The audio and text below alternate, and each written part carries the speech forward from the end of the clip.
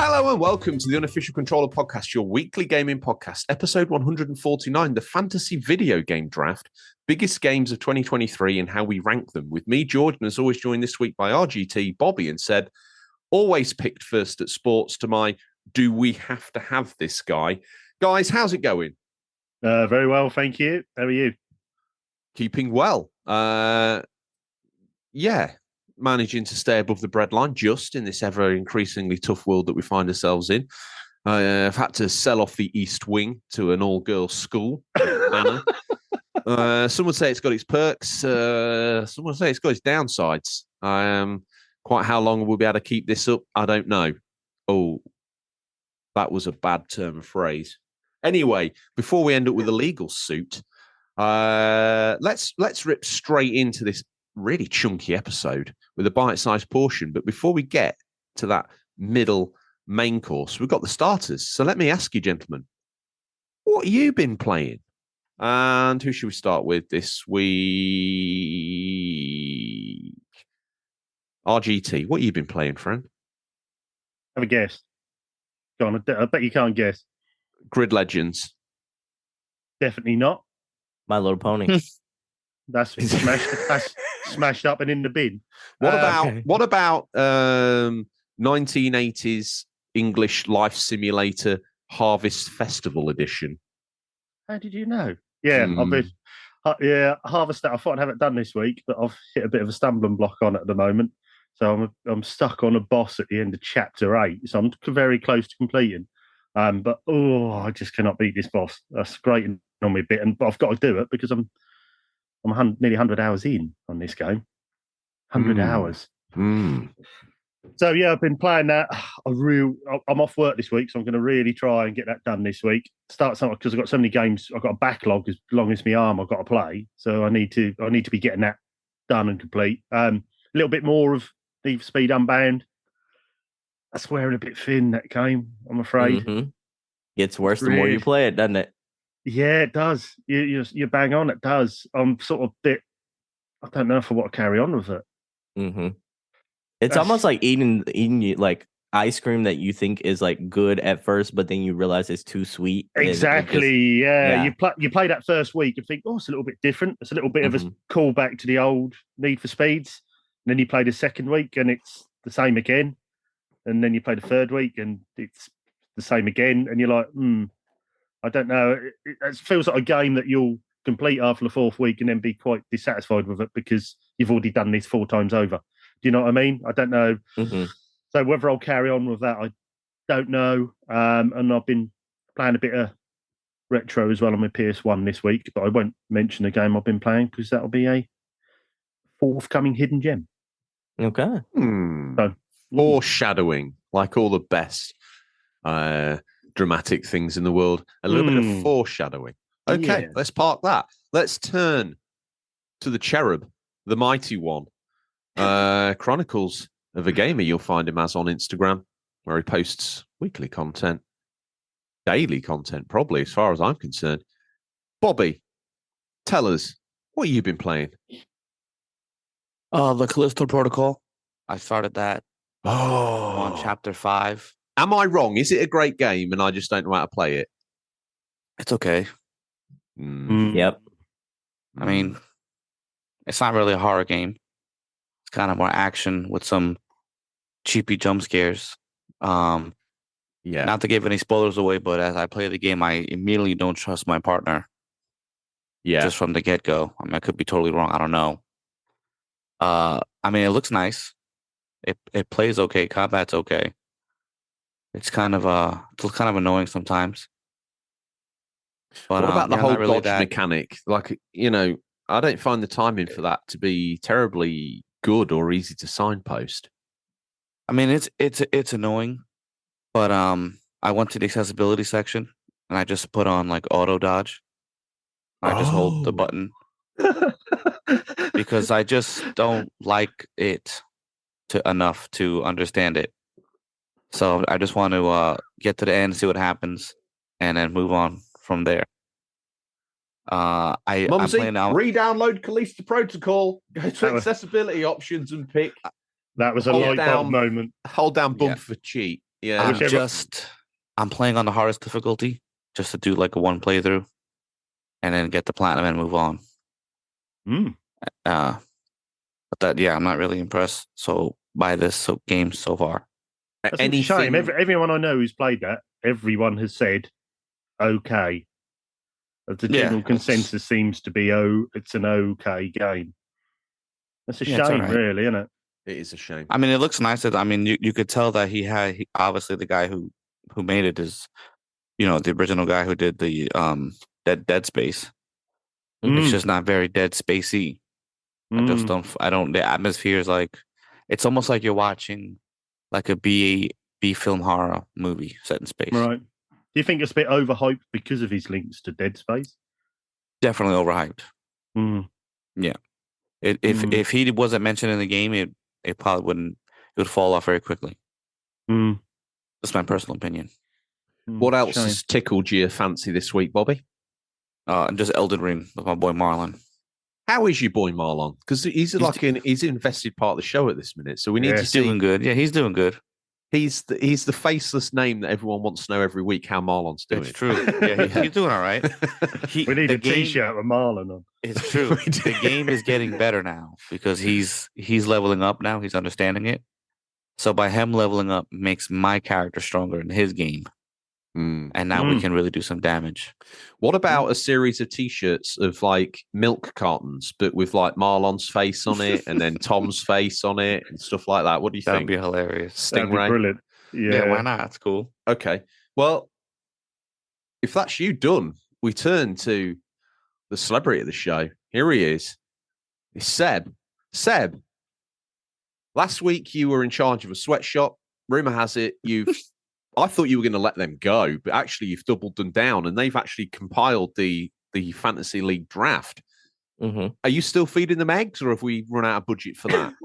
Oh, the budget for eggs has long since expired, especially eggs has reached a premium of $9 a carton in America. So we had to dial it back. We've given them a healthy dose of summer sausage and cheese. And real cheese or maybe just paper colored yellow? No. I eggs are extravagant, extravagant dish in America. So I felt like they at least need like the fancy cheese. So to kind of counteract fancy that. Cheese. The fancy cheese. The fancy cheese. Now, the wine pairing with like the summer sausage and cheese is like your average just everyday run of the mill wine, but like I'm trying to treat them as best as possible because they did damn good work with the episode last week, and I think they're going to knock it out of the park with the draft. What concerns me most is every employee of the sweatshop, which I've had to sign on the line for, you maybe signed to be their legal guardian, which I think is a bit of a stitch up. You're giving them wine, all under 10. I mean, we all have to start sometime, right?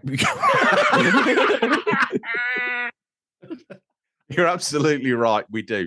Let's move on before the legals get involved. Tell me, Seb, what have you been playing this week? I've been playing a little game called Persona 5, and I absolutely adore Persona 5. And, this is a game I had played, and I'd never platinumed, but I played through Persona 5. What are you going to platinum this? There's no chance I'm going to platinum Persona 5. Oh, it's like Royal.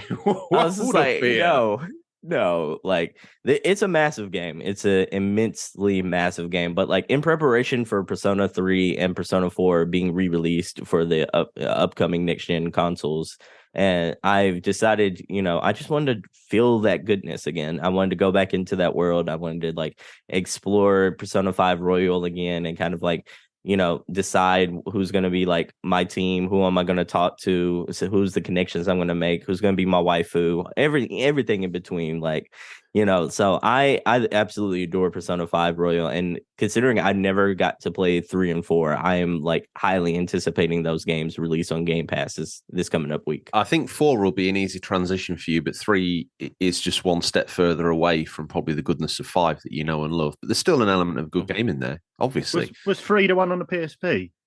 PSP and PS2. It got 2 editions on PS2, and then it's almost like a mobile port that came to PSP, but still enough to play the bulk of what's there and everything that's on offer.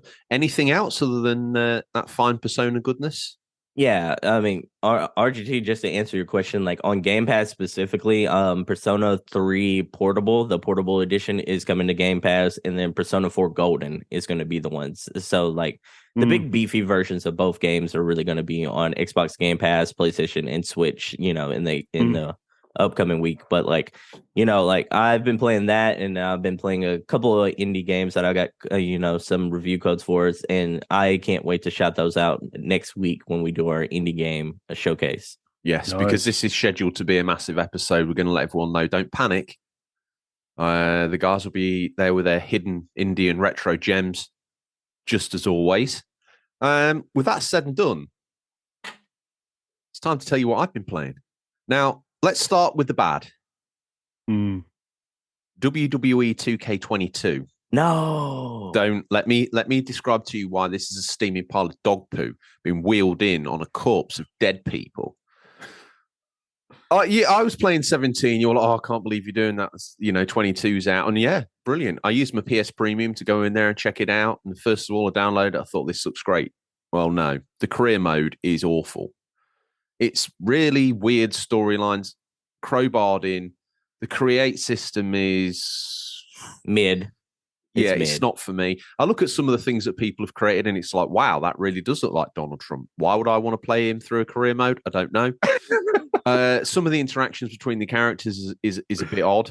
I think I started on PS4, I played it through as like the Plague Doctor, and then I thought, oh no, I'll do it on PS5 as well, and I'll play it on there, and I'll go through as like some sort of dark, I'm dressed as him today, really, hillbilly character with like a mysterious past. Well, my guy ended up looking like no. And then in between matches, when you're not in persona for your ring persona, you're talking a load of drivel to people about what underarm roller deodorant you want, and you're sort of some angsty teen, even though you're a 42-year-old man and you create, and no. And the matches, what I liked about WWE 2K17, admittedly, I haven't dipped in the WWE Ocean as much as I should, was that the controls are very No Mercy-ish. One hit is light punch, hold for heavy hit, same for grapple, very easy to understand. WWE 2K22 feels more like I'm playing WWF Warzone on the PS1. It's combos. Yeah, it is combo based. It's almost like a fighting game. Yeah, that's insulting to me. Mm-hmm. It doesn't play out like a wrestler because of that. He plays more like Street Fighter 2 or wrestlers. Maybe I'm wrong. Maybe I'm not playing it right. Maybe I don't know anything about wrestling anymore. But to me, those games peaked. So I'm sorry, but that's going in the bin. Gone. Okay. What else have I been playing? Tell you what else I've been playing. I've not really been mentioning this on the show, and I need to go back to it. Is Control. For a game with the name Control in the title, one thing they had to nail was controls, and thankfully, Control nailed the controls for the controls, because that game plays really well. Enjoying the story. I'm enjoying the environment, the characters, the interaction between her and the building, and some of the people that you find along the way. It's actually quite riveting. And yeah, I know I've slept on this. Big AAA games that we slept on could well be an episode, I'm sure. Probably be about 8 hours long, if I'm honest. But yeah, I mean, that game is great. I need to get back to it. The other game I've gone back to is F1 Manager 22. Listen, finished first season as Ferrari. It wasn't easy, I'll tell you that now. And your understanding of F1 and motor racing will be pushed to the limit. If you like F1, I think it's a good game for you. It's a nice one to put on, sit back and relax. It all came down to the last race of the season. Now, Charles Leclerc was leading the championship going in, and Max Verstappen was 1 point behind him, meaning no matter what happened in that last race, I need to finish ahead of him. And let me tell you, Red Bull absolutely went for my jugular. Now, in the game, you can tell the boys to drive really hard, max out the tyres, which obviously burns through them quicker. You can tell them to max. Obviously, there's no refueling in F1, so you get a finite amount that you can either control by getting the guys to ease off the throttle pedal or burn through by telling them to absolutely floor it. And you also have the battery in the car that gives an extra boost. Well, I told Charles just to drop the hammer, and he, straight off the bat, he goes, you can change your pit strategies when they're going to pit and stuff like that. So he just went, and I said, use all your battery, use all your fuel, use all your tires, just absolutely gun it. And he did. But Max Verstappen was right on his backside, and it was do or die for like 10, 15 laps. I was sweating like, I don't know, like me in a spelling test, for want of a better word. It was dripping off me like a shower. Then safety car. So we're all get bunched back up again. It's like, oh my goodness gracious me, I don't know if I can handle this pressure. Well, I need some help. Safety car comes in, we go again. Bow, bow, bow, bow, bow. I'm like, yeah, come on, boys. Come on, boys. At that point, one of the best things to ever happen in gaming, as far as I'm concerned, Max Verstappen gets tagged on the rear end by his teammate, puts him all the way to the back of the grid. I can now breathe a sigh of relief. I tell Charles, chill out, conserve your tyres, chill out, conserve your fuel, chill out, conserve your battery. Now, Charles ended up getting a little bit behind on his tyres and fell back down the grid. He was 8th or 9th at this point. My other driver, Carlos Sainz, he had to start at the back of the grid because he had a new engine. There's penalties in Formula One if you go over a certain engine allowance. He was on an absolute stormer. He's in 3rd. I'm like, yes, yes, Carlos, do your thing. And then the whole race sort of meted out as I was asking Charles just to hold back his racing instincts. 8th will do this. 8th will do this, boy. 8th will win us the championship, boy. And yeah, we did. Into the next season. That was not very well explained, obviously, because you've got to develop next year's car. But it kind of automatically generates, which I find a little bit disappointing. But you have to research different sections through the year to make sure your car's as good as it can be. I'd done that during the year that I was doing. So I think I've got 3 more trophies to drop on that, and I'll get the platinum. So I'm waiting for my technical facility to be upgraded to level 5. Bing, that's 1. That unlocks 20 engineers. The other trophy is get 18 engineers working on a project. As soon as I get the facility, I'll employ the engineers. That's Bing. The only other one is there's 2 more. Get 1 driver stat up to 99 and your pit crew to be 99 at something. Tire changes, wing changes, front and rear jacks, that sort of stuff. Is it achievable quickly? I'd imagine that pit crew one's going to take a while. My pit crews seem to be a bit dumb, if I'm being honest, because their stats aren't improving. Quick fit. Worse than quick fit. I'm talking Halford's Auto Centres, friend. And there's a UK-centric joke if you want one. With that all said and done, I think, last night, your man downloaded Maneater. Now, I didn't really know a lot about this game. I knew Bobby had enjoyed it, but the way that's displayed through a faux Discovery documentary is absolutely hilarious. That game not only nails that from a parody point of view, where you follow these different shark hunters around, but also when you're swimming around and the narrator's just making sort of off the cuff comments. Like, I died a couple of times trying to fight an alligator in the early game. And he some of the things that he says are absolutely hilarious. And that game the PS5 version especially, can look absolutely beautiful at times. When you're under the water just chilling out, the surround sound as well. I have to say, I obviously play it on the 5.1, actual speaker surround, and you go past a jetty and you can hear it creaking underwater, and it's like, yeah, do you know what? This game, for what would have been mid-shelf PS2 back in the day, it would have been one of those games that you're like, no, I don't know about that. Actually, it's nudging up the top of AAA in my mind. Its production value. It was surprising. I thought, yeah. Its tongue's firmly in its cheek. But I tell you what, an enjoyable little romp. And I'm just going to pick through that. It's a bit like a Ubisoft game, but quite fun to play at the moment. So, go collect these. It's a collect them up at best, really. The combat's a little bit weird, like R2 to chomp your jaws. In the early game, I tend to follow around. I think they're called muscovits or something in America, but we call them pikes.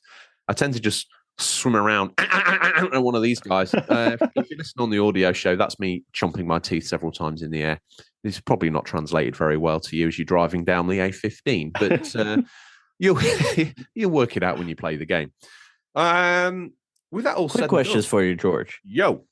I feel like you missed your calling in life. I feel like with that riveting story that you told about F1 manager, you should have been a announcer for racing. Like, you honestly should have, because I care very little about the sport of racing. And you had me intrigued. Yeah, I was into it. I was into it. I was for Leclerc, man. I was thinking, come on, Leclerc, you can do it. Come on, Charles. Get over the line, son. Get over the line. Exactly. You could be like the Ricky Bobby of announcing. Wow. So to see. I don't know who that is, but I'm happy to be that guy. You never seen Talladega Nights with Will Ferrell? Oh, some time ago. So he doesn't stick the names I'm going to stick with me, unfortunately. Okay, gotcha. Yeah, Ricky Bobby. Ricky Bobby. Ricky Bobby. But I'm happy to be him. He sounds like my spirit animal. He definitely is. You have to at least watch the trailer and get back to us on that. But like, my last comment before we move on is like, between Maneater and I think you were playing Subnautica a couple of weeks ago, right? Yeah. What's up with you in underwater games?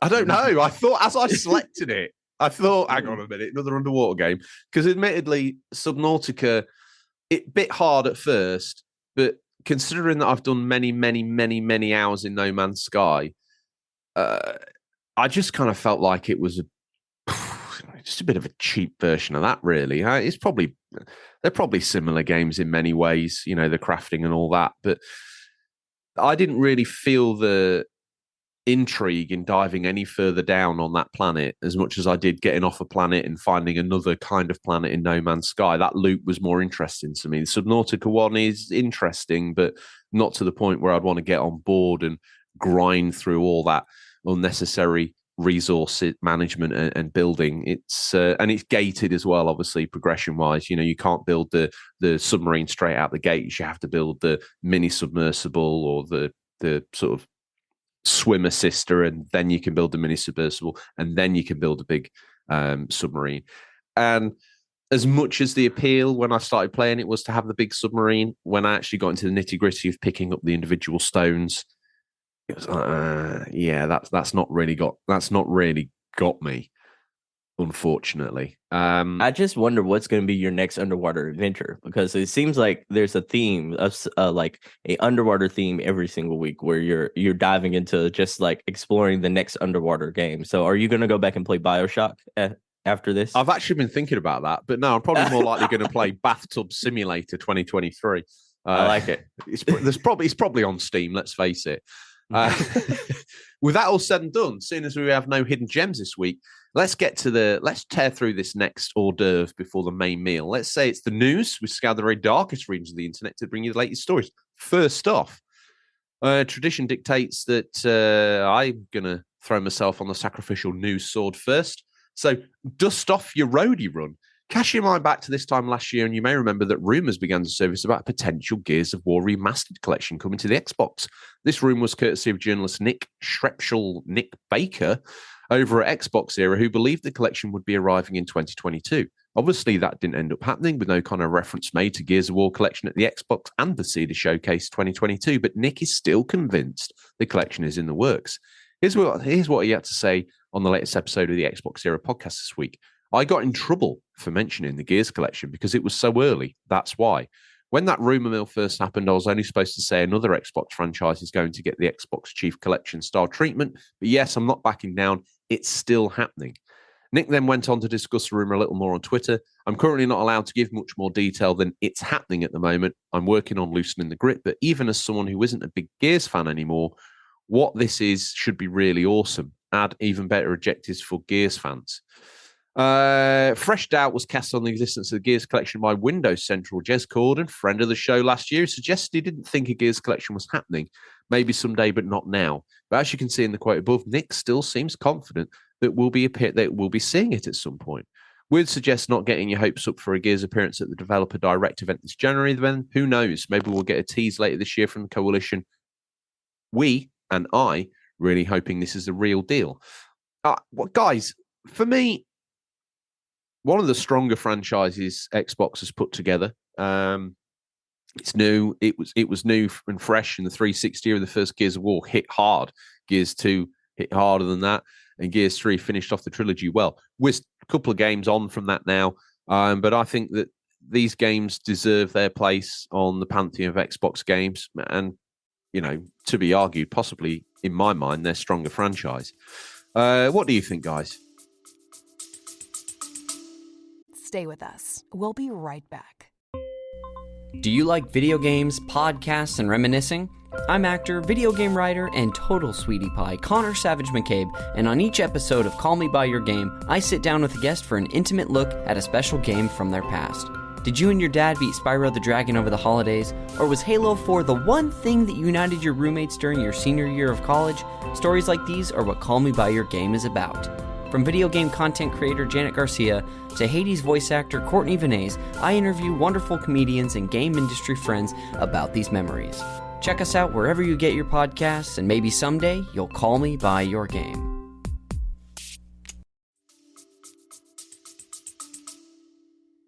I think it's always a hard one with these sort of remasters and remakes, especially with sort of backwards compatibility.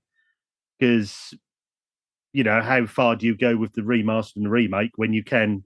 I mean, I presume the Gears franchise is on backwards. It certainly is. It's on Game Pass, all of them. So that's it's hard to know whether that's the right thing to do when they're so readily available to play now, unless you go completely full hog and make them look, ray tracing the full works. But I would say that ray tracing and the full works would probably elevate that game. A little bit like Last of Us Remake was elevated off the back of that, a game from the similar era. And one thing that the game, especially the first one, could do with is a palette adjust. It needs to just lighten up just a little bit because there's times in that game where it's dark and you can literally see nothing. And it's that era of brown games, isn't it? The screen's it's the era of brown games, but a brown game in a dark room is invisible. So much like John Cena, you really can't see what you're doing. So yeah, it's if they could just tweak that a little bit by giving the ray tracing and enable the room to be lit, even if it's by a small window, that would be absolutely amazing.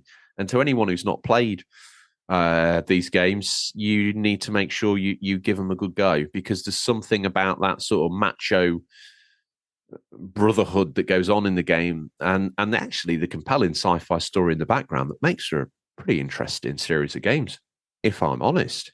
Yeah, it's probably a good idea, because I think, with sort of PlayStation and other sort of franchises have done it with your Uncharted's and Crash Bandicoots, they've had that boost up to the, the latest sort of hardware. So yeah, I think, it'd probably be pretty good. Be a nice Bobby, Bobby, have you played Gears of War? Yeah, it's excellent. Good. Excellent. Good. Seb, I presume you've played the wheels off these games? Yeah. I'm sort of split between whether or not this is a good thing or not, because I'd really like the Coalition to kind of like stretch its legs and see what it could have done with like Gear 6. I'd almost rather have Gear 6 than go back and just have this collection, so to speak. But if we're getting this, then it's fine. Gears 2 is a game that hasn't been really touched and improved on, besides, the inherent improvements that Xbox Series X and X bring to, older games. And since its release in 2008, but like the first Gears, we had a Gears of War Ultimate Edition that came out in 2015. And for the most part, it still looks pretty up to snuff, so to speak. But for the rest of the games, I understand why you're giving it the Master Chief Collection kind of edition. But I don't know. It's like this doesn't seem like a move that's going to set the Xbox world on fire, so to speak. And it doesn't seem like a high priority, but considering you already have these games on the service right now, it seems like that would just be one new SKU. What they need is like more additions to the catalog, so to speak.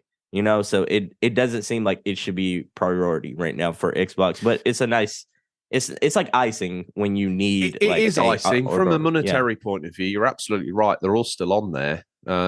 It'd be great to get the numbers and find out who is playing Gears on Games Pass. I would imagine it's not that many. It's a shame, because if you're new to the Xbox brand, then you've got to play these games and you'll be very happy. If you can only afford a Series S or X and you get home and you got Games Pass, you might as well give these a whirl.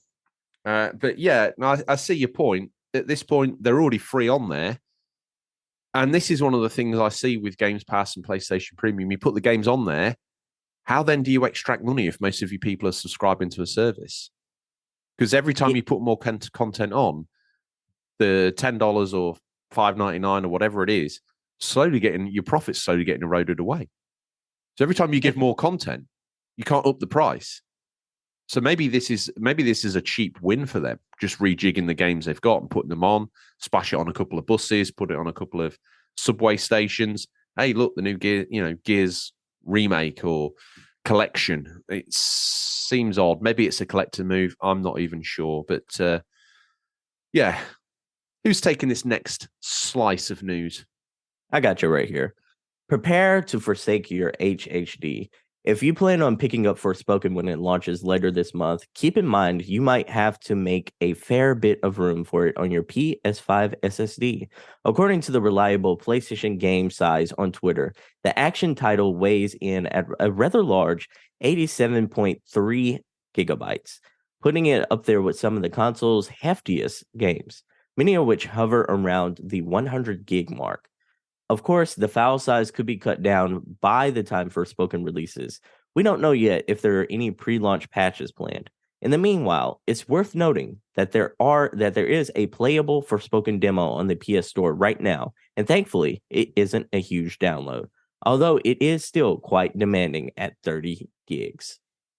Now, I might have slept on this game, but I was going through the games that were due to arrive, and Forspoken I went on and cancelled. I was like, nah, this game did you play the demo? Grab me.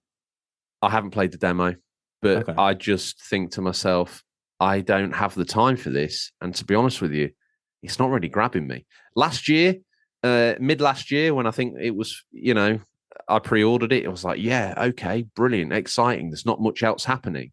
Now, 2023 rolls around, VR's around the corner, and Hogwarts is around the corner, and Jedi's around the corner, and all that sort of good stuff. I look at it and think, this is a game I can afford to do without. So that's exactly what I am doing. I might give the demo a whirl tonight, see what goes on with it. If I'm absolutely captivated, then maybe I'll reorder it. But I can't see it happening.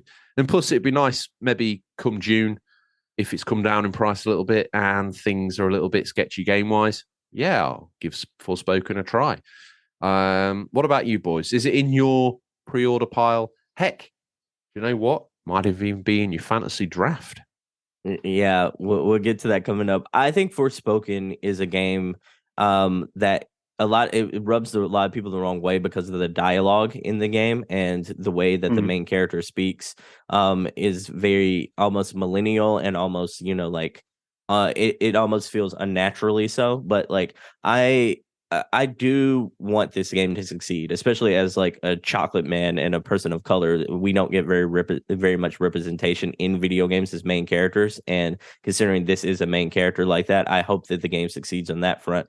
That said, I think that PlayStation has a portfolio where once in their generation, they have quote unquote a cult classic, where like in the last generation, it was Days Gone. And that was like the game that there was a lot of vocal minorities that were like, hey, this is a good game. This is a strong game. But like the vast majority of people were like, no, we're not feeling that. But I have a feeling Forspoken leans more closely to being this generation's PlayStation cult classic.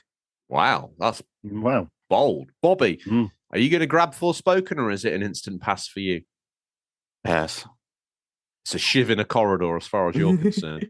I've still got it on pre-order. I have no interest in it at all. Mm-hmm.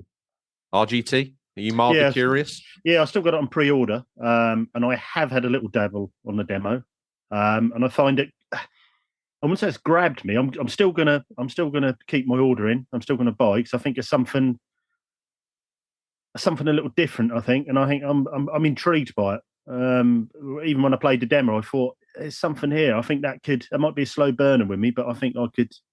I think there's something there for me with that. I think it's quite interesting.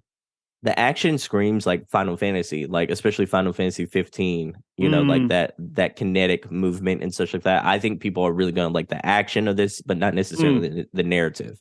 Yeah. I think that's I did tell Manahara about cancelling my pre-order, and then I had a little go on the demo, and I thought, no, I'm going to keep that because I think it's something I could get really into there. Okay. Who wants this next bit of news? I can go if you like. I don't mind. Okay, go for it. Smaller is better. Oh, that's an awkward title for you. That's appropriate. That's appropriate, but that's when it was first announced last year, Ubisoft framed Assassin's Creed Mirage as a new, much more traditional Assassin's Creed title. Something of a return to the series' original blueprint. Before it adopted the open-world RPG elements that defined Assassin's Creed Origins and its successors. While we're yet to see actual gameplay for Mirage, the developer has been happy to reiterate. Oh God, I can't say that word. I'll put my teeth in. Ray stole your teeth. Reiterate its vision of a smaller, more focused historical outing. In a new interview with Games Radar, creative director Stéphane Boudon, like that? I do, yeah. I literally thought your name was Pierre for a Even moment. the accent was on point. Yeah. It was. I'd nearly done a wiki bobby, but I thought no. Stéphane Boudon. Wow. Emphasizes It's too late now. The team's commitment. Origins, Odyssey, Valhalla, they are all great games with the promise to live an epic journey in a strong fantasy. Their scopes have been calibrated to fulfill those ambitions as they all embrace the RPG mechanics. But amongst our fans, we started hearing the desire for a character-driven story focused on the core pillars of the first ACs in a more intimate scale. It resonates with us well as developers, and this was the starting point for the project, says Boudon. The director goes on to detail the ways in which Mirage takes inspiration from older games, while also improving on various concepts. They speak of a richer and denser map and a reworked social stealth system that's supposed to be much more dynamic. You'll also be able to reinvent a range of stealth tools to better fit your style of play. Now, to me, at some point in time on this show, I went through a massive campaign to play every single Assassin's Creed title, starting with 1. And I think Burnout kicked in at the start of Syndicate, in which case I probably sacked it off. And then that tainted every AC game I played since. Origins, Odyssey, Valhalla, they all have this sort of unfortunate creep where I was done. Playing them all back to back was an arduous task, sometimes filled with joy. Assassin's Creed 3 being the absolute high point of the series in my mind. Yeah, controversial, I know. But you know what? Great game. Hey, George, really quick. I'm sorry to interrupt, but I think we're bearing the lead here. I think I would love y'all's take on what Yves Guillemot, the CEO, said about all the major chaos that's going on with Ubisoft, because I think that's more of a massive story with Ubi today. You know, the canceling the games and all that other stuff. No, the canceling the games, but the fact that he went to his staff and told them that the ball is in your court to deliver this lineup on time and at the expected level of quality. So he basically shifted sort of like the blame, so to speak, on everything that's going on to the employees and said, like, hey, it's up to y'all to fix this. I think that maybe in this world of work from home, I'd imagine, and I think we've seen this with lots of delays. Like, I know it's probably not as easy to spin around in your little desk and talk to your friend who's working on this other character model. They're probably all still working from home for the majority. It's something that people have got into. It kind of also means people can be a bit lazy. And it maybe so, but I mean, it's also like a management thing too, because think about it like this: like, you announced Beyond Good and Evil how many years ago? And that was before the pandemic, by the way. Like, that you announced, but they announced that game way too early, and that probably would have had a normal incubation cycle if it hadn't been exposed to COVID. I also think that he's put it on them to fix, because they've probably opened up their offices again and said everyone can come back into work if you like, and they've all gone, nah, actually, do you know what? I can actually code from my bed. Does it mean they're actually achieving as much? I don't know. I'm playing devil's advocate here. Like, yeah, that guy, he's putting it on his staff and he should take responsibility in this, that, and the other. But to be fair, as a studio, I think where they're at the moment is probably best exemplified by Skull and Bones, yet another delay. I mean, that game would have hit hard right out the gates as either DLC or an expansion or a little bit of extra stuff for Assassin's Creed Black Flag.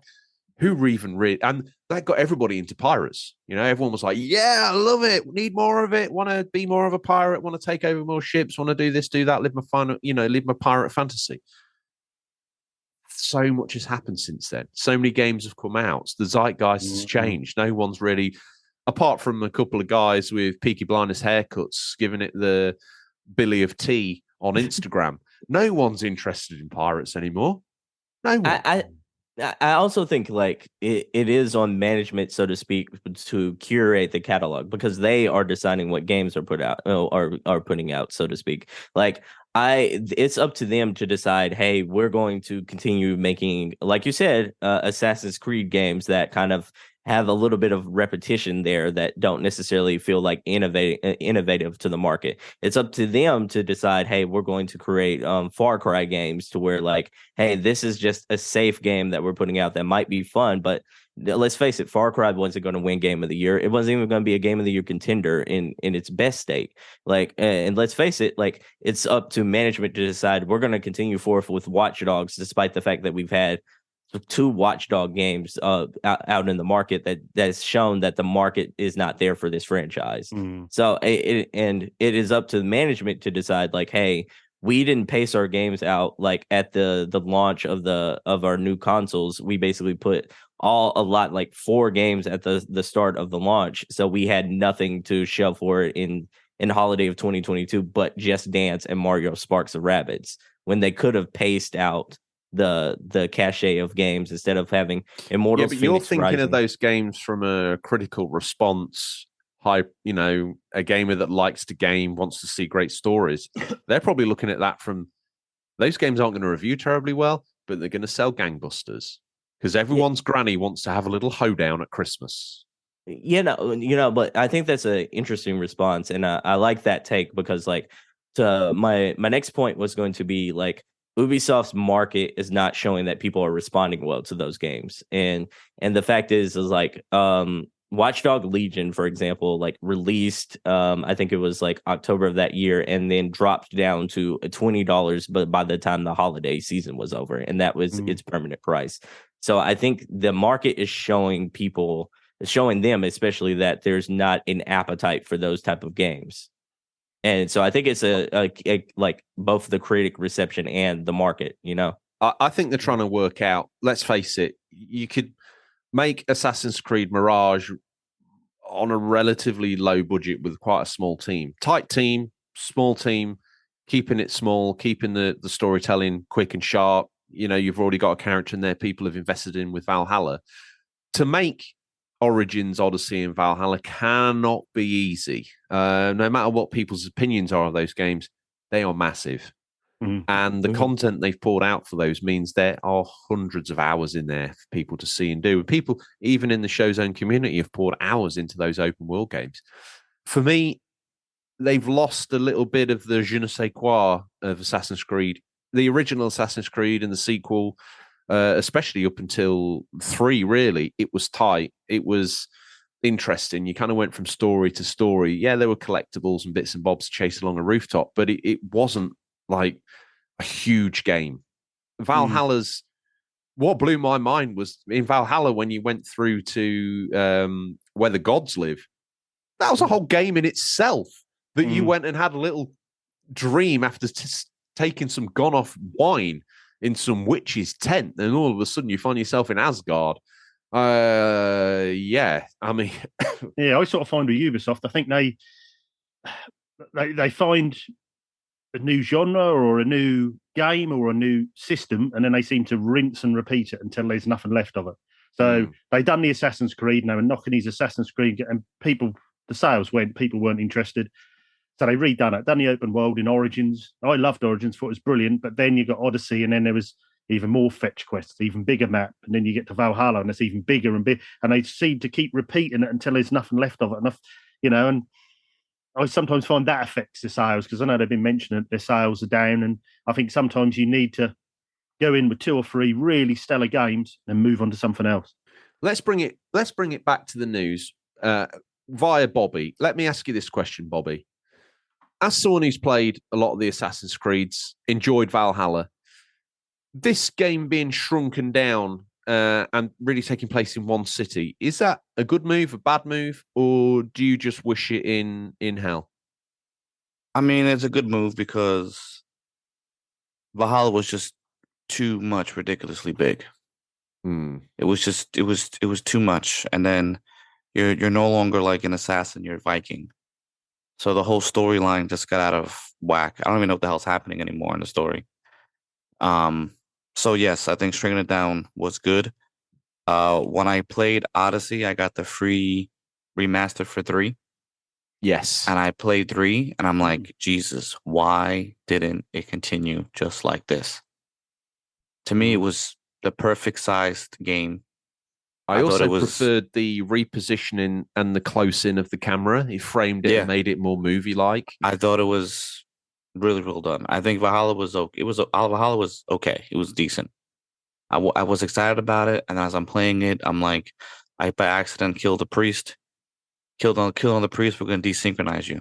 Well, I'm a Viking, so that to me was annoying. The first time I played Valhalla, I did the European section and thought, wow, this could be great. The city looks and feels real. It's a bit Assassin's Creed. You've got a guy cutting wood in half at 4 a.m. Same guy still cutting wood at 7 o'clock at night. This guy's an absolute machine.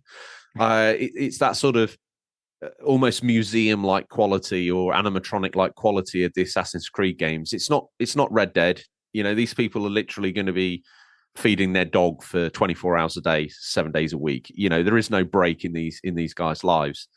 And you get to the UK and you go on your first mission and it's to raid a monastery. Now, being an avid fan of history, I'm like, oh my goodness gracious me, how's this going to go? Because the Vikings just raped and killed everybody. There's no nice way of putting it. They were absolute murderous dogs. And that's how they were so prevalent. In Valhalla, though, you're a Viking within a certain section of sub-rules. You don't kill anybody that doesn't deserve to be killed, and we'll decide who deserves to be killed and who doesn't. And it's like, okay. So when you land and you see the monks running up the road, you think, right, okay, bow and arrow in their back, oof, desynchronization. Why? I would have shot him. If I was a Viking, I'd have cut his head off and shown it to the head of the monastery and been like, yeah, you want a piece of this? Now give me all your gold. But there was a Viking simulator, but it was very tame. It's training wheels Viking simulator, and to keep you on the path, probably to protect their NPCs from a fate worse than literally standing and talking in a corner like an NPC for 10 hours, 12, 24 hours a day. It's 3 a.m. Hi, look at me. Interesting. Tightening the games up, I think, may work in its favor, but I think for as many fans as they will gain back from shrinking the world down, they're also going to lose just as many of the new open world fans when they say goodbye to that. It's not goodbye to that. They're resting that. Goodness knows what they're working on. But this other game, could it be DLC more that's grown? Who knows? Last bit of news. Bobby, I think your teeth are in for this one, friend. Yep. In space, no one can hear your leaks. A very short video clip of what is supposedly a leaked Sony-involved project has appeared on Icon Era. The seemingly in-game footage is just several seconds long and shows a man with a rifle overlooking an alien landscape as some kind of giant creature crawls up a huge structure in the distance. Honestly, it's hard to determine much, if at all, from the video alone. Assuming it's real, we can all say for sure that it's early in development and that it appears to be a third-person shooter. We suppose immediate comparisons are games like Mass Effect or Gears of War. The leaker does include a few details, however. It's described as a sci-fi RPG, and it's apparently being developed using Unreal Engine 5. And yes, it's allegedly a new IP from Sony, with the company's ex-dev team involved as either the primary developer or support studio. If you need a reminder, XDev is the British PlayStation studio that helped out a number of high-profile titles over the years. As such, it's assumed that XDev is paired up with another developer for this one as well. Thoughts on that chunky piece of news, boys? Has anyone seen the footage? Is probably not worth looking at, but the idea that they're working on a new IP is interesting. Well, that's good. Me. Yeah, I thought it was interesting. When I first saw the clip come up on my phone, at first I thought, because I remember there was a rumor a few years ago, Naughty Dog were making a space game. And and that just lined up with me. And I thought, is this Naughty Dog? Because that would be technically, if it's Naughty Dog, it's going to be a third person adventure, maybe RPG. And I did think, I wonder if it's theirs. But yeah, it's interesting. I do anything space. Yeah, I'm on board. We love a new IP, that's for sure. Is definitely. this? Do you think this could be like a Sony going, Starfield might actually go over quite well? We ought to have something in the back station that's equidistant to this, or is it just by mere happenstance? Seb, what do you think about that?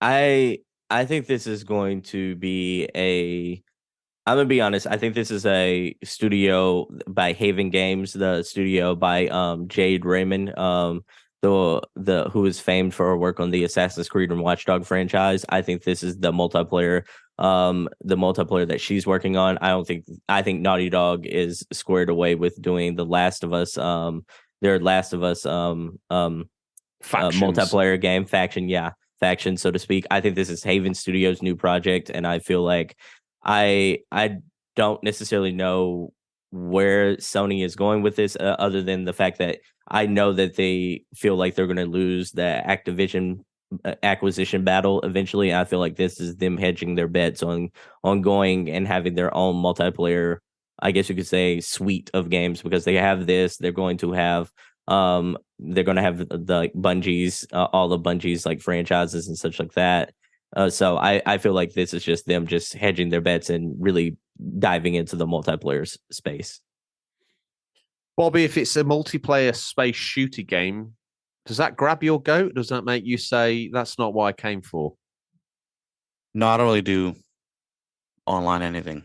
So me neither. So it's very rare for me to be online. I find it quite strange. I know there's a lot of money in gaming from season passes and DLCs and add-ons and other bits and bobs, but to this point, PlayStation's built quite a solid reputation for banging out single-player stories, and that's kind of the market they've attracted around them. Are they chasing the wrong end of the stick here, or do they need to diversify? RGT, long-time Sony gamer, what do you think about that? Online shooters and multiplayers, not my thing. I suppose they see, like Seb was saying, that they probably know that they're going to lose this battle with the Activision deal. Do they see they need something in that corner of the market? Probably. I know, but a sci-fi shooter, how the hell is that going to attract let's say you're a PlayStation fan, you're a Call of Duty fan. The Activision thing doesn't work out, and Xbox don't extend the open platform promise that they did, and therefore it's walled off. It's an Xbox exclusive. I'm sat playing PlayStation, playing COD Modern Warfare 3 at this point. It's a couple of years old. I hate it. None of my friends are online. It's boring. Okay, Sony's brought out this space shooter. You see, to me, the demographic of people that they're appealing to wear night vision goggles, put camo black on their face, and roll around every Friday eating pot noodles, pretending they're in the field, trying to live some sort of military life through this COD game. What's going to make them dust that off and put on a space helmet? I just don't think it's going to work unless they've got MP5s and skins for their guns and Walmart exclusive DLC unlockable Dorito hats and garbage like that. I think, to play devil's advocate there, there's a saying in the world that the riches are in the niches, and I feel like they might lose out on that military realism aspect of Call of Duty, but there's nothing to stop them from really just appealing to the hardest of hardcore Destiny sci-fi shooters, because Destiny is a Bungie a franchise, and they can just really hammer in, because where we haven't mentioned that Guerrilla is also doing their multiplayer space for Horizon games. PlayStation is preparing for a world here to where they can just come out of the gate swinging with very diverse sci-fi heavy multiplayer games, and that just might be it might be their versions, their way to counteract that. But it's also The Last of Us Factions Part 2, or whatever they're going to call it. It could also be their realistic shooter. I think they're just diving deeper into niche games in the multiplayer space, rather than focusing in on the realistic shooters. Something different. Maybe still go down the shooter route, but have something just slightly different that'll attract people. Attract players from Call of Duty, but attract new players as well. Maybe that's what they're aiming at. I mean, there are also some gamers that just only play online games. Yes. They don't care about anything else. So no. I have a friend at work that all he plays is Call of Duty and Madden 2K. Yeah, I know lots of people are just, you know, Madden 2K, Madden and 2K, and MLB 23. That's it. Okay, what was that last one? What was that last one? What? Madden 2K? No, there was another game. The last game you mentioned, Bobby, what was MLB 22. I mean, that the guy went from 0 to hero in like 2 words. That's all he played. He doesn't play anything else. He just has a bunch of friends. Yeah. They smoke a little weed, drink a little beer, and he plays online all day. Wow. Yeah. Doesn't care about God of War. I don't think he cares if he has a PS5 or an Xbox. And we haven't mentioned that Fortnite and all those games are still going to be available. You know, like PlayStation's got that multiplayer thing like sewed up. They don't want to lose out on the Activision Call of Duty money in inclusion of that. But like their multiplayer cap portfolio is going to be like solid over the next decade. Yeah, that's true. Okay, well, with that all said and done, we ask you, listener, did we miss anything? Do you have an opinion or take on the news we've missed? If so, Bobby, how would the collected thousands upon millions get in contact with us? Tell me that my choice of baseball cap today, the Portland Orioles, is not that great, that my dungarees don't do me any favors, and that the content of the show has been lackluster. They're not going to do that because the content's been absolutely amazing. And seeing as we're the best multi-format show on the internet right now, I can't imagine there's going to be many corrections. But, you know, if you've had an issue with, still an ongoing issue with whether or not I had stuffing in my Christmas dinner, how are they going to get in contact with us and let us know? Quite frankly, I've got no taste. They could DM us over on Instagram and Twitter at Unofficial Controller Podcast, or they can email us at questions@unofficialcontrollerpodcast.com, and then they can ask us there. And if they're really into it, there's a little link. Hit that link and take to Discord. That's where the real conversation happens. Tell me. That's the Discord. All we want you to do going forward is we just want you to join the Discord.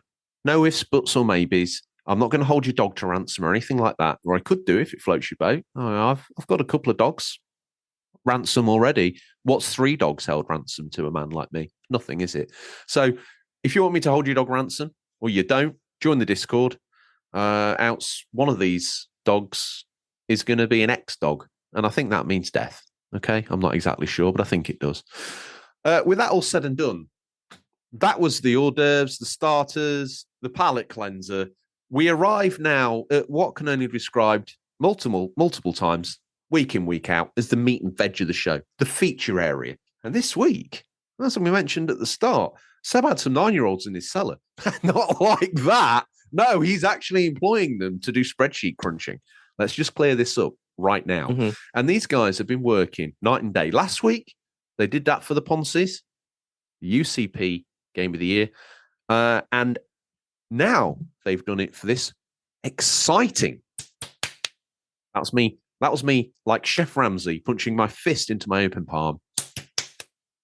The exciting fantasy video game draft. Now, Seb, over to you, my friend, just to give us the parenthesis, the reason and the rules, and then also how going forward this is going to be a fan interactive section. And may I just drop this little bit of a nugget, how at the end of the year, one lucky fan will be joining us to talk about the 2024 Game of the Year, and they will be with us on air, I believe. All right. So without further ado, I will begin the I guess you could say the rules and everything like that. So ladies and gentlemen, boys and girls, children of all ages, this is the official UCP draft. And the rules state as follows. We have 4 teams, four teams listed out for our league. Each one of us has a team, and on that team, we'll be each drafting 7 video game titles. These 7 video game titles will be collectively tallied at the end of the year by their Open Critic scores, and whoever has the highest sum of Open Critic scores wins the league championship. That there'll be a real trophy and all that kind of stuff for the winner, and then there's going to be like a punishment for the loser. We haven't decided what the punishment is because that is going to be your job, listener. As the listener, we're going to have a poll in the Discord in which you will get to decide the punishment for the loser of our league. Where I did panic set in. Bobby looks literally frozen like punishment. Oh God. I don't know win this. Knowing some of the guys in there as well, that's going to be quite an interesting punishment. Yeah. Well, the thing is, working Seb's sweatshop for the day. No. Well, guys in the Discord, before y'all get like super excited on whether or not y'all are going to make us like drink a whole can of pickle juice and whatnot like this, we're going to list out. Y'all are going to get to vote on our punishments. We're going to list out a poll, and y'all are going to just click on the punishment you think best suits the loser overall. So before RGT appears on air in leather with a ball gag. I don't know how you're going to talk through the ball gag. What's wrong, RGT? What's wrong with that? I knew you'd come up with RGT, and it would involve leather. I knew it. Well, it's not much of a punishment if you're that into it, is it? Well, no. To be fair, I've got all the gear, so. All right, so moving on, everyone. Swiftly. Moving on, everyone. Just a quick clarification on how this is scored. The games will not be judged by their Metacritic score; it's by their Open Critic score. Now, the trick of the trade, so to speak, is that like we are professionals here. We are video game connoisseurs. We're long life gamers, so we know what's good and what's not. But we're going to try to pick the best quality games for each individual teams, because like each individual game that scores above 70 gets 1 point for every point that they score above 70. Throughout the year, we're going to keep you updated weekly on the standings. We're going to keep you updated on who's dropped what game and whatnot. And we're also running a community fan league in which the winner of that fan league will join us next year in our league. So this year it's just the four of us. We're doing our thing. We're just drafting. But next year, the champion of the champion of the fan league will join us, and he will become the fifth member of our league and join us for the draft. He's going to be talking to us via the podcast. He's going to be live on the show, and he is actually going to be, amongst us. And we're going to see if he can hang with the big dogs, so to speak. So probably quite easily, if I'm honest. Probably so. Probably so. If we're being real, he or she might actually mop the floor with us. But that said, just to give you an example, the draft order is randomized, so I as the commish do not know what order is going to be happening throughout this draft. Only the 9-year-olds know. Yep, that's it. That's all they do. And by the way, I want to clarify: I did not give them real wine; it was sparkling wine for all you feds listening out there. Hang on a minute, Seb. You gave them champagne? No. It was the sparkling wine that's non-alcoholic. Okay. Because I've had the budget in from the American UCP office, and what you guys have been spending on nibbles and drinks. I mean, I had a receipt in from Bobby the other day. He spent $1.29 on a bodega coffee. This has got to stop. Yeah, and Seb, I got a receipt from you for Starbucks. That's no, only bodegas. That was credit fraud. I do not drink coffee. I do not drink coffee. That was credit fraud. Hey, you need to report that. You absolutely need to I would say check the UCP staff, the 9-year-olds. If they can do all this statistician, they're involved in credit card fraud. Yeah, I think so. But going back to the draft, though, throughout the year, we're going to be picking up games as they come out. We're going to be dropping games that we kind of feel a little bit iffy on. Like, say, George feels iffy on Forspoken, so to speak. He had it in his draft. He can drop that game before it comes out, because once that game gets a score, it is officially stuck on your team.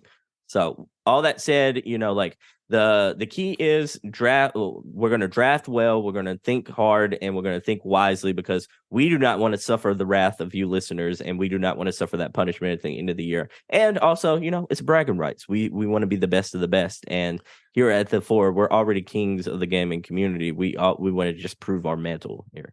Well, let me just say one thing. I tell you what, if you're sat on the fringes now, if my preamble about joining the Discord wasn't good enough, if you're listening now and you're not on the Discord, and yes, I'm talking to you, but you want the chance to come on the show, first steps, get on the Discord. Second steps, join the Fantasy League, the community one.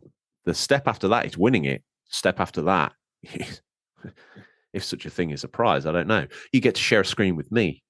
Probably more likely one of the other guys is the reason why you're doing it. But to be fair, that to me sounds awesome. And I'm already excited at the idea of having a community, a leader on. A little nervous because their game picks are probably going to be phenomenal. How many times does a man pick F1 Manager 23? I don't know. 8 times. And one last major point about the rules before we get to that section of the draft. After we have drafted all of our members, we're only going to do seven slots on our roster. Our roster can hold more than 7 slots, but we're only going to do 7 on this episode. That said, at the end, after we've drafted all of our games, we're going to do counter picks, everybody. And the way counter picks works, if George picks that F1 manager, the let's say they release a new iteration this year, I think that's going to be boo-boo trash. I can actually counter pick against that, and for every point that scores below 70 on Open Critic, I am rewarded the points for every point it scores below that. So let's say he picks that game, I counter pick it, and that game scores a 30 on Open Critic, where critics absolutely rip that one new one. It's a 3 out of 10 across the board. Never gonna happen. No, for sure not. For sure not. You wouldn't pick a game that bad. No. So I would be awarded 40 points because it is that I would be awarded 40 points because that's the difference between 30 and the set 30 and 70. So without further ado, gentlemen, are you ready? Let's go. Primed. All right. Ready for so battle. Everyone, let's start the draft. So everyone, the official draft is here, and here is the official order. I randomized this so that there's no bias here from the commish. So George will be starting out as the number 1 draftee. Then it goes to RGT, then me, then Bobby, and Bobby's last. But unfortunately for Bobby, the last place, it's a snake order, so he gets the last pick in this draft, but he gets the first pick in the second round. So I actually think I was very envious of that, because I think the last pick is probably the best because you get that back-to-back whammies at the end of the round. So all that said, gentlemen, that is the official order. Are you excited? Very. Let's go. All right. So George, what is going to be your first game that you're drafting? I need to think with my brain and not my heart here. So I'm going to say, F1. Using my brain, Tears of the Princess. Oh, yeah. Tears of the Kingdom, you mean, right? Tears of the Kingdom. Whatever it's called. Zelda. I'm not interested in it, but I'm whoring it for the points. Come on. I got right? you. I'm thinking like a 9-year-old in your basement now, Seb. Mm-hmm. Yeah. I got you. You combined Twilight Princess with Tears of the Kingdom, and you created a new.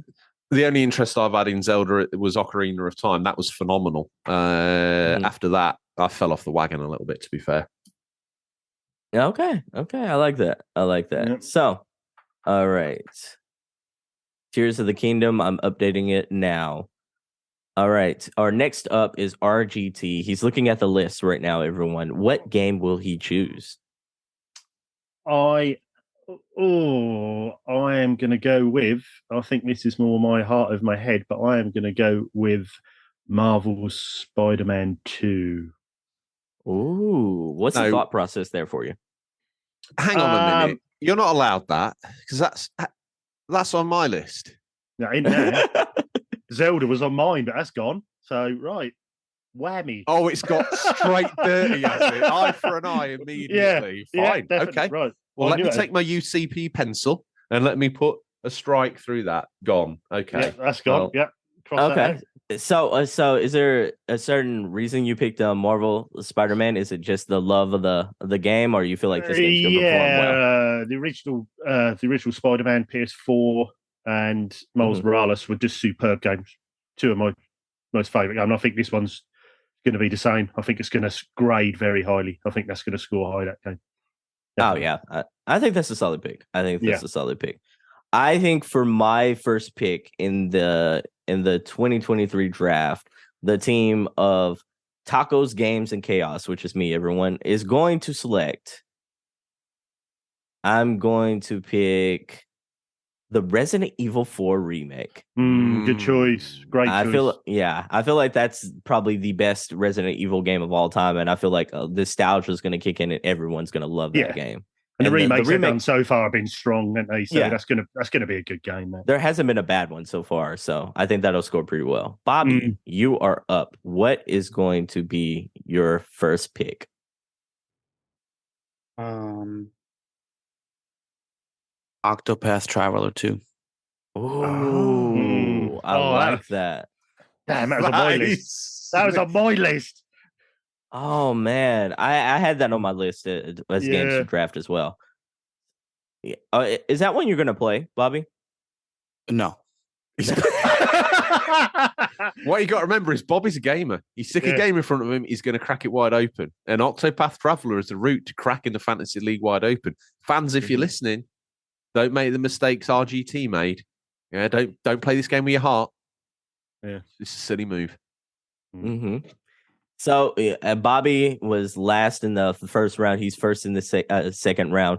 Bobby, what is going to be the second game for your team? The handsome Bobby's Devils. Hogwarts Legacy. Oh, you don't even like magic and muggles. No, I'm not going to play this one either. That's another one crossed off. I'm going to be so honest. I'm so surprised you drafted that one that high. Yeah, I mean, Harry Potter has a tremendous fan base. It does. It does. So, and I'm not gonna lie. I watched the trailer, and I was like, "Wow!" Even I might. I mean, I probably won't, but I would buy it. I would play it. I would. I can't wait to play that game. Can't wait to play that game. I'm so trepidatious about it because this is also the same company that just put out Gotham Knights, though. And I was just like, there's a little bit of that kind of sting to it. Yeah. Wingardium Leviosa. What's up?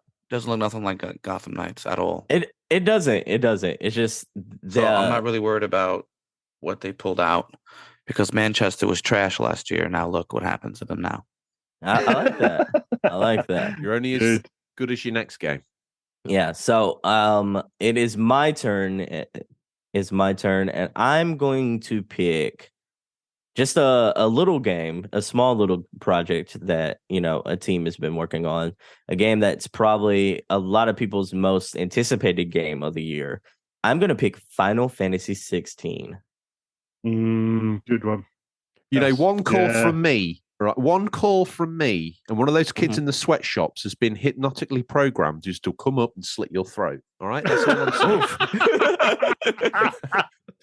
Everyone stop picking my games. This is There's a sleeper cell in your cellar, Seb. Just so you know, okay? And the best thing is, you don't know which one it is. Oh, no. Okay? Oh, no.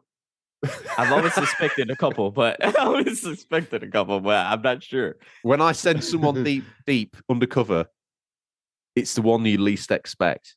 Oh, no. That one that's grown a little close to you, falls asleep on your lap, sort of nighttime, yeah, after a story. Yeah, that's the one who's going to... Oh, no. So you pick Final Fantasy 16, pal. We'll see how that works out for you. I'll keep looking in the background now. I'm just waiting. Yeah, just waiting. The door... I basically rigged one of your shells randomly to fall and crush you under its massive weight. Oh, no. And I've already made a first strike on Bobby with his neighbour. That's all I'm saying. Yeah. I'm keeping the check behind me, then. He's on my payroll, Bobby. So RGT, you are up. What is going to be your second draft pick in the second round? I am going to go with a game that I think is got a bit of retro following, and I think is looking as though it could score quite high. I'm going to go with Metal Slug Tactics. Oh, that's one I wasn't expecting to go this high. You I took like the it. pressure right off now. I like it.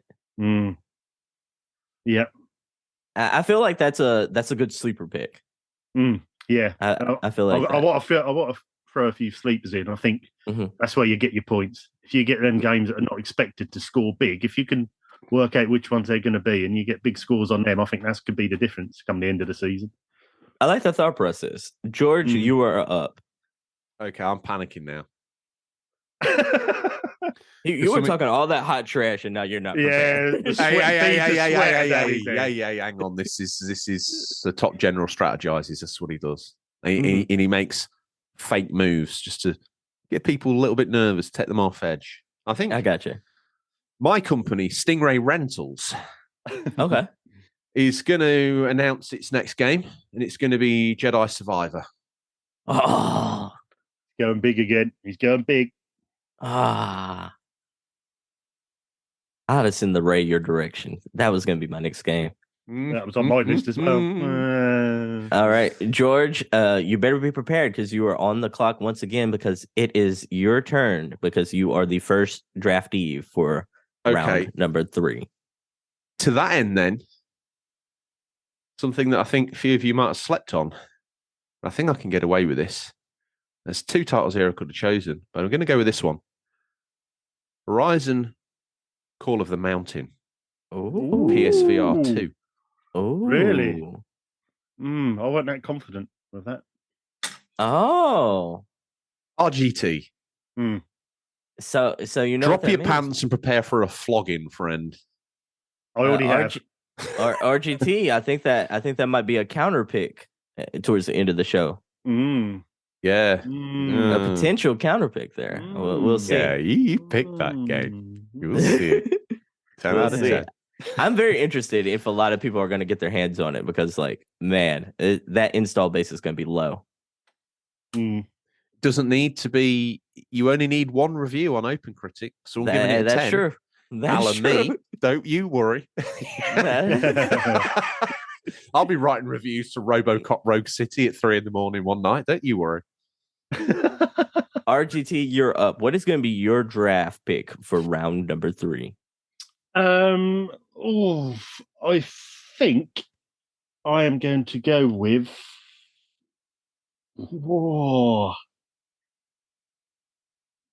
Dead Space. Oh, that's only round the corner as well. So we only get we haven't got long to find out whether that was a good move or not.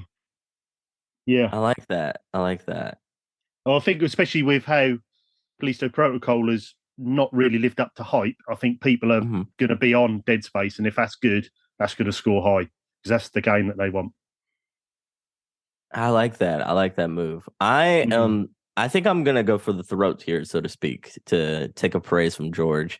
And I think I'm going to go with one of the most anticipated indie games because I feel like it's just going to score out the wazoo. One of the most anticipated indie games for 2023. What's a wazoo? Man, what was the word that you used earlier for, I think, overalls? Dungarees? Yeah, I had no idea what that word was. I had to look at, like, as an American Texan, I had to kind of look that up at Google. I was like, what is dungarees? No, dungarees are jeans, bro. This is going to stick now, isn't it? Oh, George has got his wazoos on again. These are wazoos. So hold on. For clarification's sake, is wazoos jeans or they're overalls, or are they both just the same word for both? I don't know where dungarees is the material. No. Is it? I don't even know how. I just picked on wazoo because I thought it was like that instrument that you blow in that sounds like an update wazoo is not really. It get really X-rated. It's not really. Okay, it really means Google wazoo instrument up to tuchus. Oh, okay. I will completely delete wazoo from my vocabulary. No, don't. It's an instrument. The wazoo is a British instrument that makes like a really? duck noise. Like, wah. Yeah, I'm sure that's a wazoo. Harvey Retro, hit us up in the Discord. What's a wazoo? Okay. I got you. Going back to my draft pick, I'm picking Hollow Knight 6 Silk Song. Oh, that's a good pick. I think this is going to be one of the most good pick. Yeah, I think this is going to be one of the most highly rated indie games this year. So I'll be honest, I missed that one. Mm-hmm. Oh, that's a good one, there. All right, so boys, it is Bobby's Devils. So Bobby, you're up. What is going to be your next 2 draft picks? Hades 2. I knew one of you suckers was going to have that. Dang it. That's going to do well as well. Oh my goodness. The only hope I have against that game is if it doesn't leave early access this year. Because then it won't completely score at all. Like if it's that, then it becomes a 2024 game. But man, that's such a good pick. What's your next one, Bobby? Knights of the Old Republic.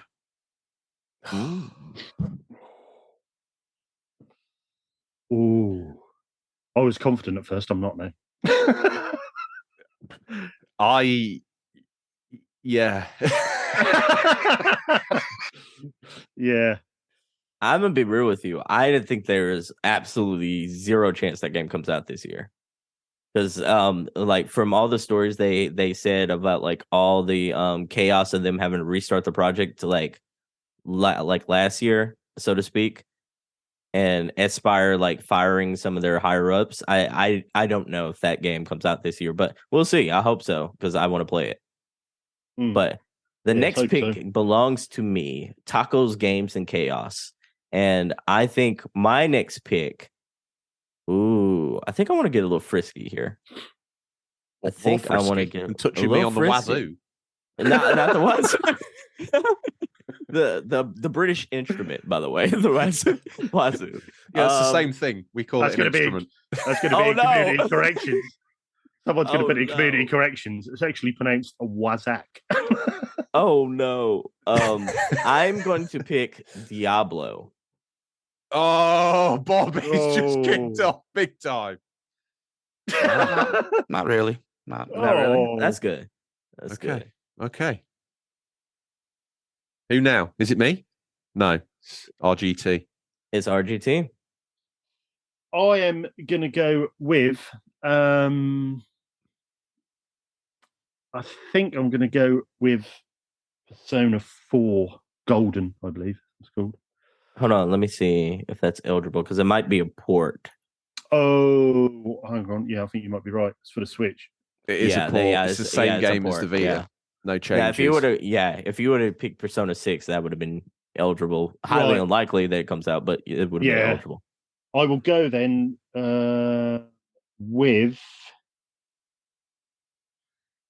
Yeah, I'm sure on this one. I'm going to go with PGA Tour 2023. Ooh. What's the thought process there? Like, let the listeners into your mind a little bit. I think with the golf games, I think it's gone very dry on golf games in recent years, and I think we're due a really good one. And I think this is going to be the one. I like that. I hope that's the case. Yeah, I think this is going to be the one. All right, Georgie, what's up? I tell you what's up.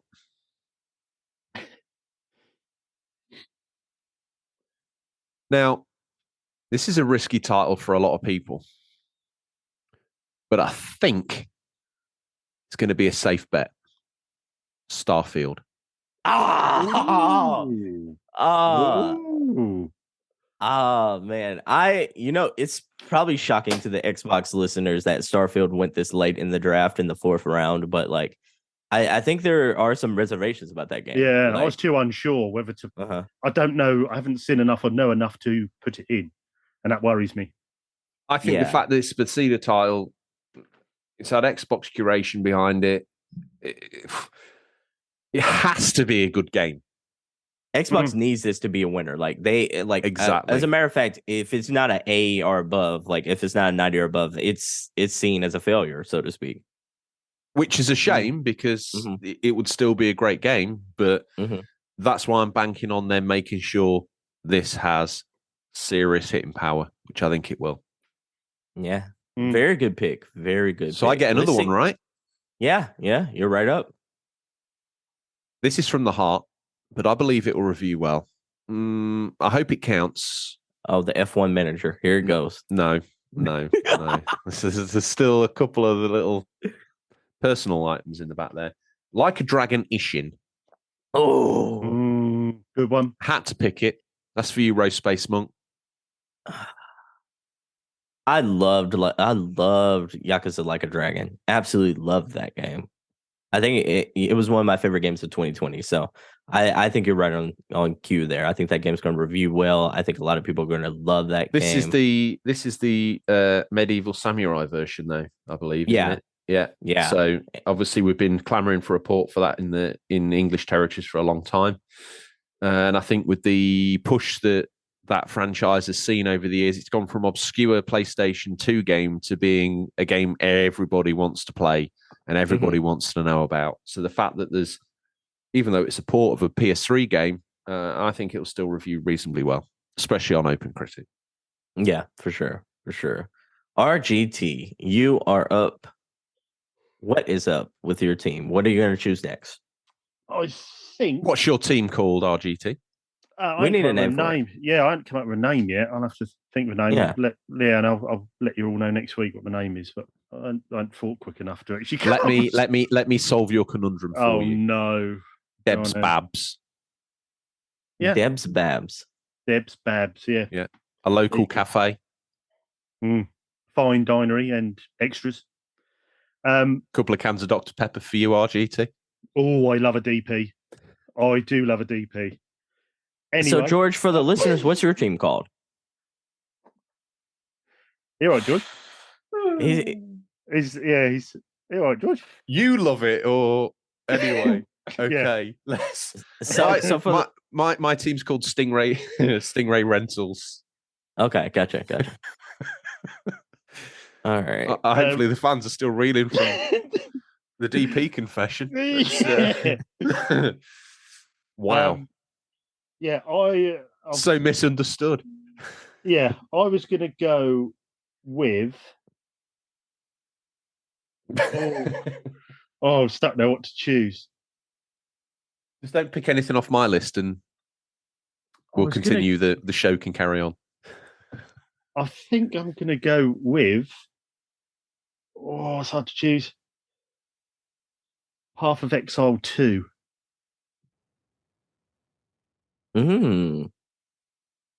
Okay. Yeah, I remember the Path of Exile was quite highly rated, if I remember rightly. So I wondered if this would follow suit. So I thought I'd take a punt on it.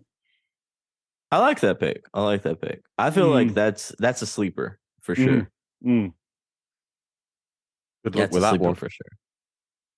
I am going to pick what is probably going to be a very niche title, but I think it has the potential to be the best in its genre. And I think people who love this type of game is going to eat it up and just give it all the flowers. I'm going to take a gamble, boys, and go with Street Fighter 6.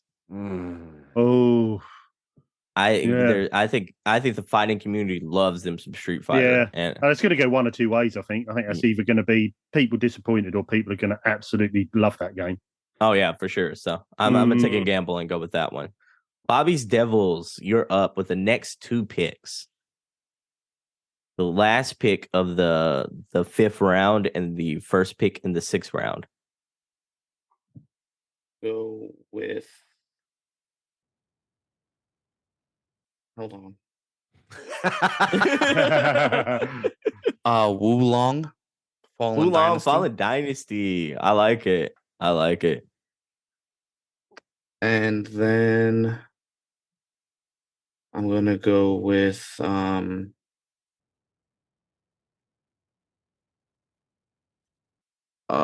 Monster Hunter Rise. Hold on. Monster Hunter Rise might. Yeah, it might not be eligible because I think it might be a port for. Yeah. It's a port. It's just carrying over from the PS5 and the Xbox version because it released on Switch last year. Copy. Yeah. What about? I'm gonna say System Shock. That's a nice pick. I think that's going to do gangbusters, if I'm honest. Is this a Bobby game? Are you going to check this one out? No, the only game I want to probably play from my list would be Hades 2 and Wulong. Okay, I got that. All right, so just for you listeners, to recap a little bit, Stingrays Rentals, which is George's team. George has drafted The Legend of Zelda, Tears of the Kingdom, Star Wars Jedi Survivor, Horizon Call of the Mountain, Starfield, and Like a Dragon Ishin. Debs Babs, which is RGT's team for right now, will be Marvel's good old DPs. I tell you what, that is a deep cut for anyone who's been a fan of the show from the get-go. I think that first came up, I don't know if did it come up on the show or did it come up on the streams?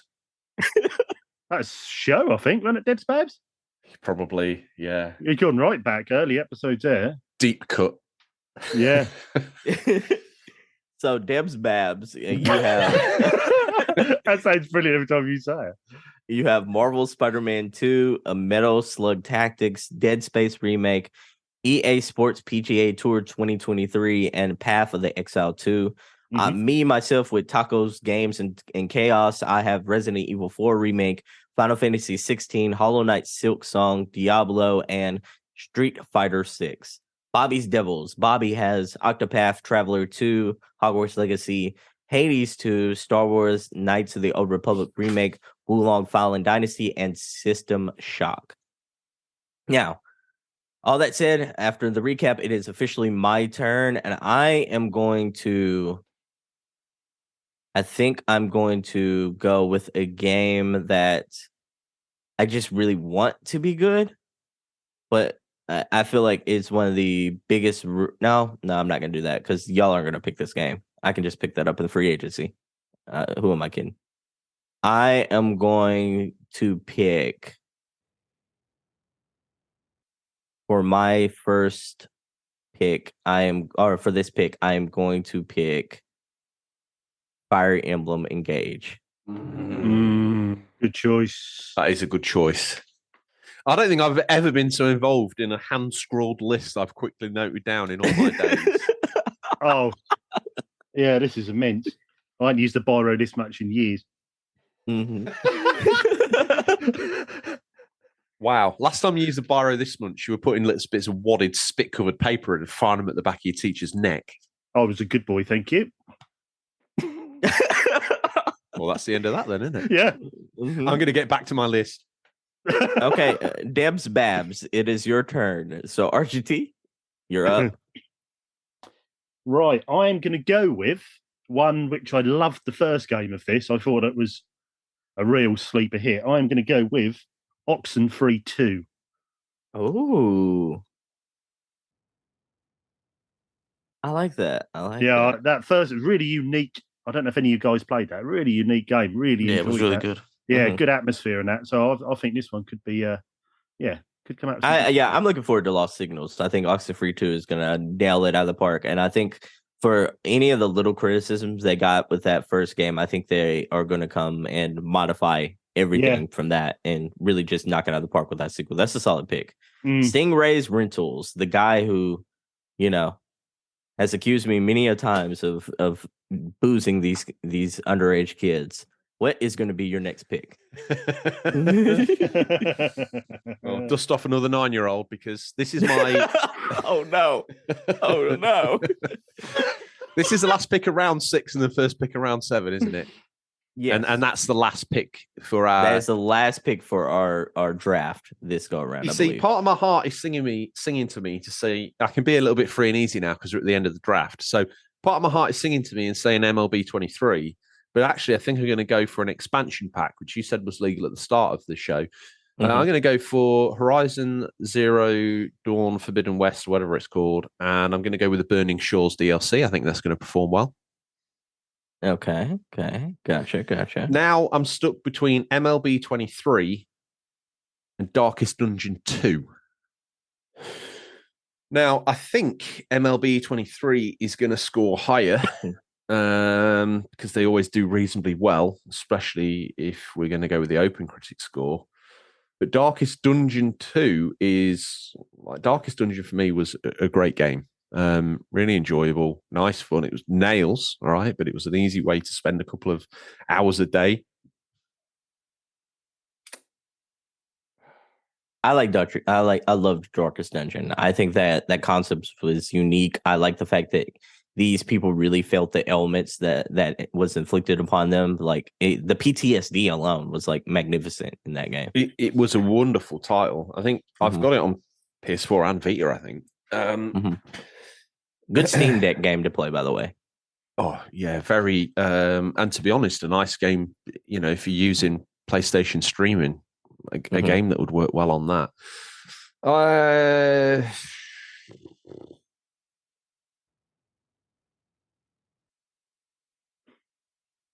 No.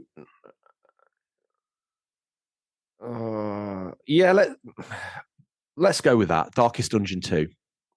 Okay. Good one. Is there like a dedicated release date for that yet? I'm like, do we have a? No, we have like. Okay. I don't know. Oh. You tell me. Whip a 9-year-old. All right. Hey, everyone. Yes, Seb. Right now, it is looking like that game's currently in early access, so you're gonna have to choose another one. MLB 23. Okay, gotcha. That made it easy for me, didn't it? That may be one that if we get more concrete details as the year goes on, it will come out this year. I'll probably drop a title, one of the weaker titles I've picked. Although I picked that one up. Pick some bangers, but yeah. Yeah, this is a solid list, George. I think you should be proud of this one. It's my best work. Episode 149, I finally delivered my best work. Peak form. All right, so Debs Babs, I believe you're up next. That's never going to get boring. No, I certainly am. Right. Because this is my last pick. Is that correct? Yeah, I think this is the last pick in the official draft. Right. Yeah. I think I'm going to go with Deliver Us Mars. So for listeners, really quick, can you tell them about this game? Because this game isn't on everyone's radar. Yeah, that's one of Deliver Us the Moon. I think it was the first one. I haven't actually played, but a lot of people said that was really good. Quite unique game itself. And I know it was quite sort of one of them little, dare I say it, hidden little gems. So I think that Deliver Us Mars has got quite a lot of expectation. I think it could do quite well with the people who played the first one. I like that. What type of game is it, though? I think it's almost, if I remember rightly from what I've seen, I think it's almost like a bit of a mystery sort of walking sim sort of thing. Okay. If I remember rightly. I might be wrong on that, but I'm sure it's what it was. That's intriguing. Yeah, a bit of a psychological game. Okay. Wouldn't you more describe it as an action horror? Yeah. That's fair. That's fair. I am so scared to do this because my fear is that I'm going to go Xbox heavy, and I think Xbox is going to come out of the gate swinging because they have to. Their backs are against the wall, so to speak. So I'm kind of scared to do this. But the first game reviewed like gangbusters, and I think it is a classic. People talk about it all the time. And if this game does hit in 2023, I think it's going to be probably up there amongst like the 80s, high 80s, or like probably low 90s. So I think my next pick is going to be Senua's Saga Hellblade 2. That's a good pick. That's a very good pick. That's going to review well. I know it is. All right, Bobby, you're up. What do you got for us? Since we have an issue with Knights of Old Republic, I can remove that. Yeah. I can override that. Yeah, and you can. All right. So let me do something different. Give me 1 second though. All right. Draft your next game, and we can kind of, and I can kind of work in the background. You son of a gun. That was good.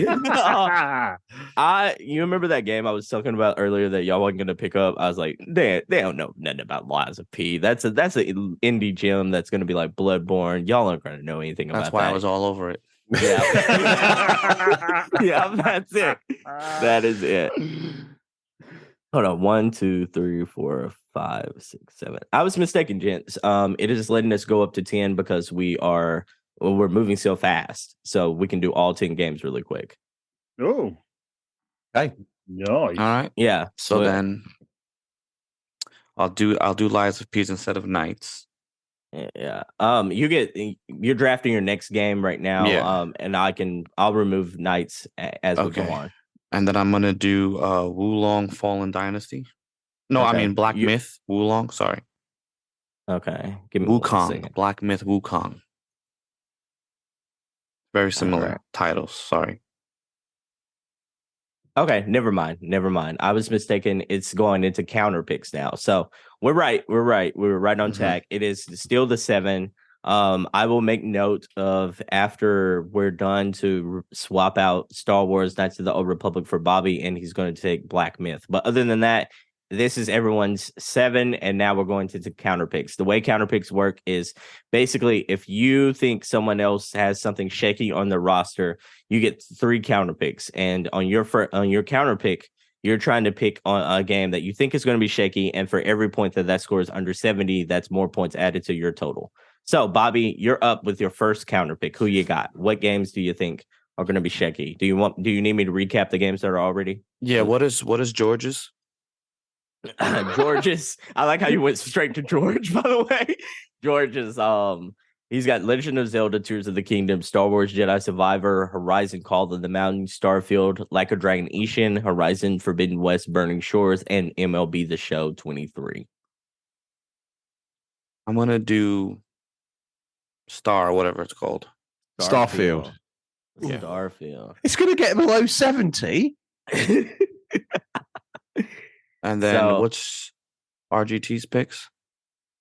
All right. So RGP, it's round robin, so it's going back to me to okay.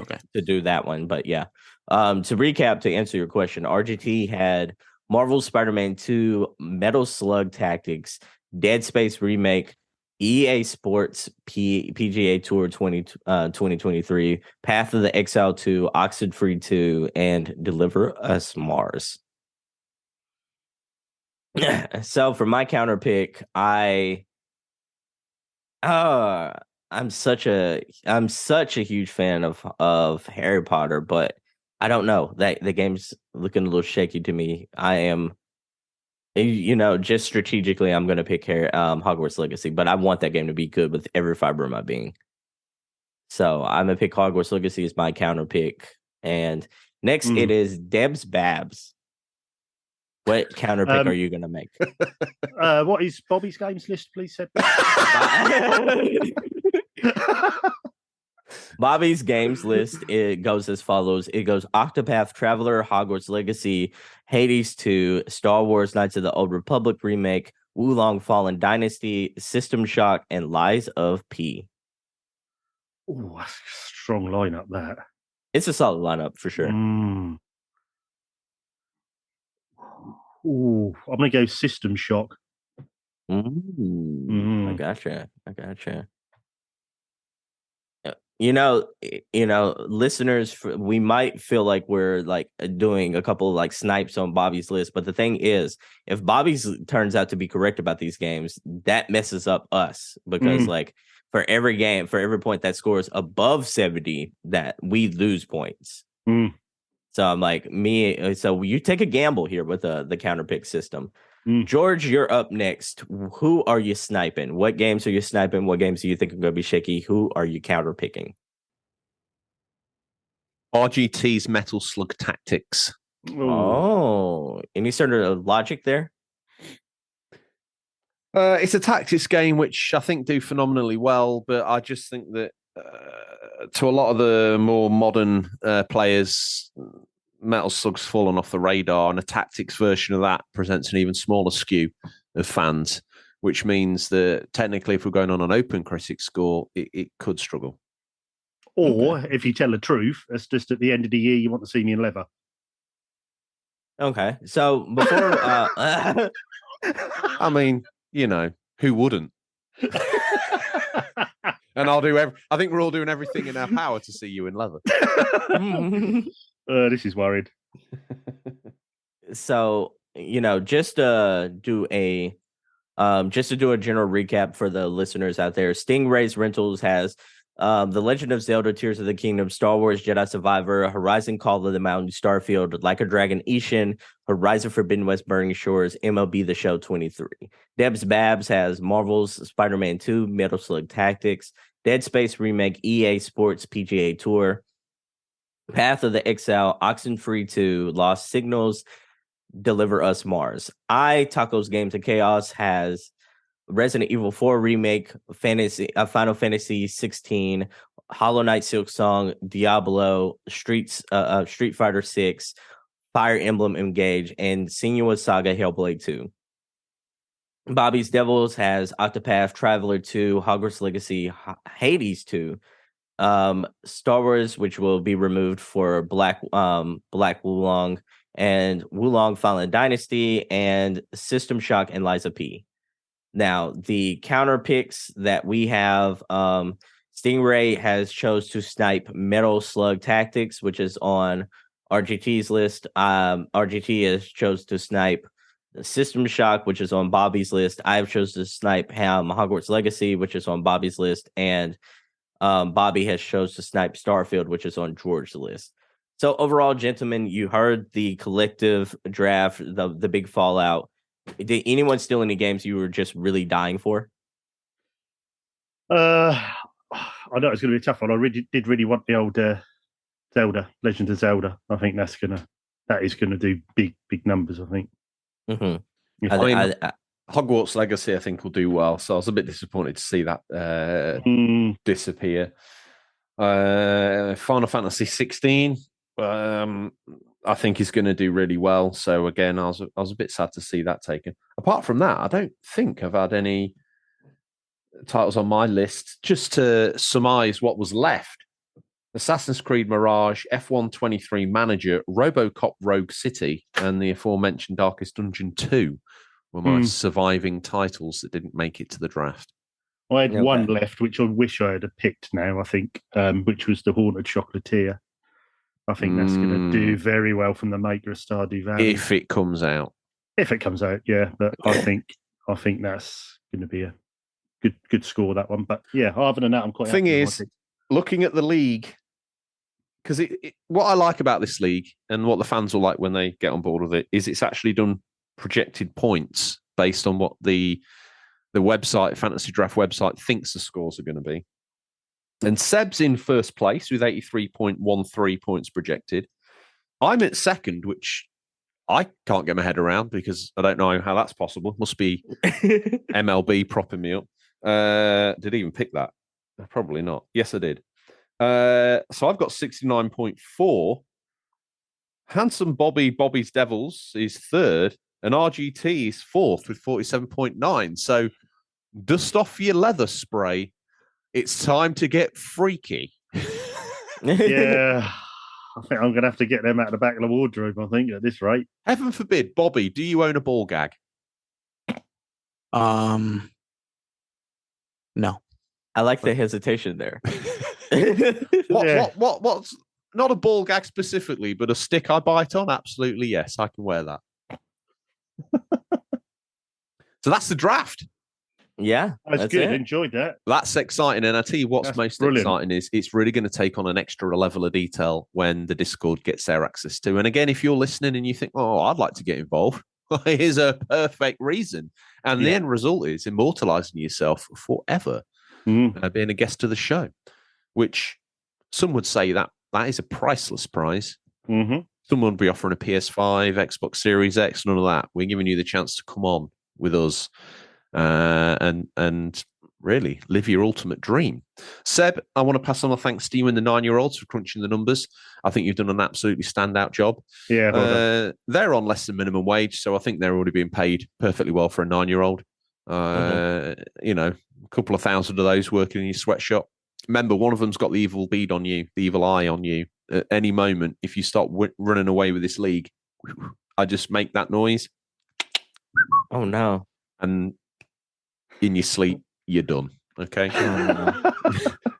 So make sure you lock that cellar every time, because it's a little Willy, isn't it? I bet it's Willy. It's unfair. I bet it's Willy. Willis is that his name, or is that more of a description? No, that's his name. Okay. Is that one-eyed Willy? Yeah. Also known as Willis. I think he is the shiftiest looking of the kids, and you know, I've been having my eye on him to betray me for quite some time. Okay, well, little Willy's not the guy, so oh no, the subterfuge has worked well. Oh no, and it seems fitting that you talk of little Willies, because what's happened is absolutely incredible. We have the mighty Ray has joined us, which is unbelievable, and we're all excited for that. Now, Ray's not involved in the draft. He can't speak, and therefore I'm representing him. So his picks are actually my picks. And if anyone knows the right side of a boot and what sells hotcakes, Stingray knows. Guys, I think he's here. I heard a rumble in the jungle. It's time for a peek in what we affectionately call Stingray's boot. What's nestled between some counterfeit naps and a dodgy copy battle for Endor this week. These are the new release highlights for the week January 16th to January 22nd, 2023. Listeners, these aren't digital or physical, or will be by the time. Oh, Ray, what are you doing to me? Slow down. You nearly took me out. By the time this podcast in your feed, but could be region dependent. Spring stop battle. Whoa.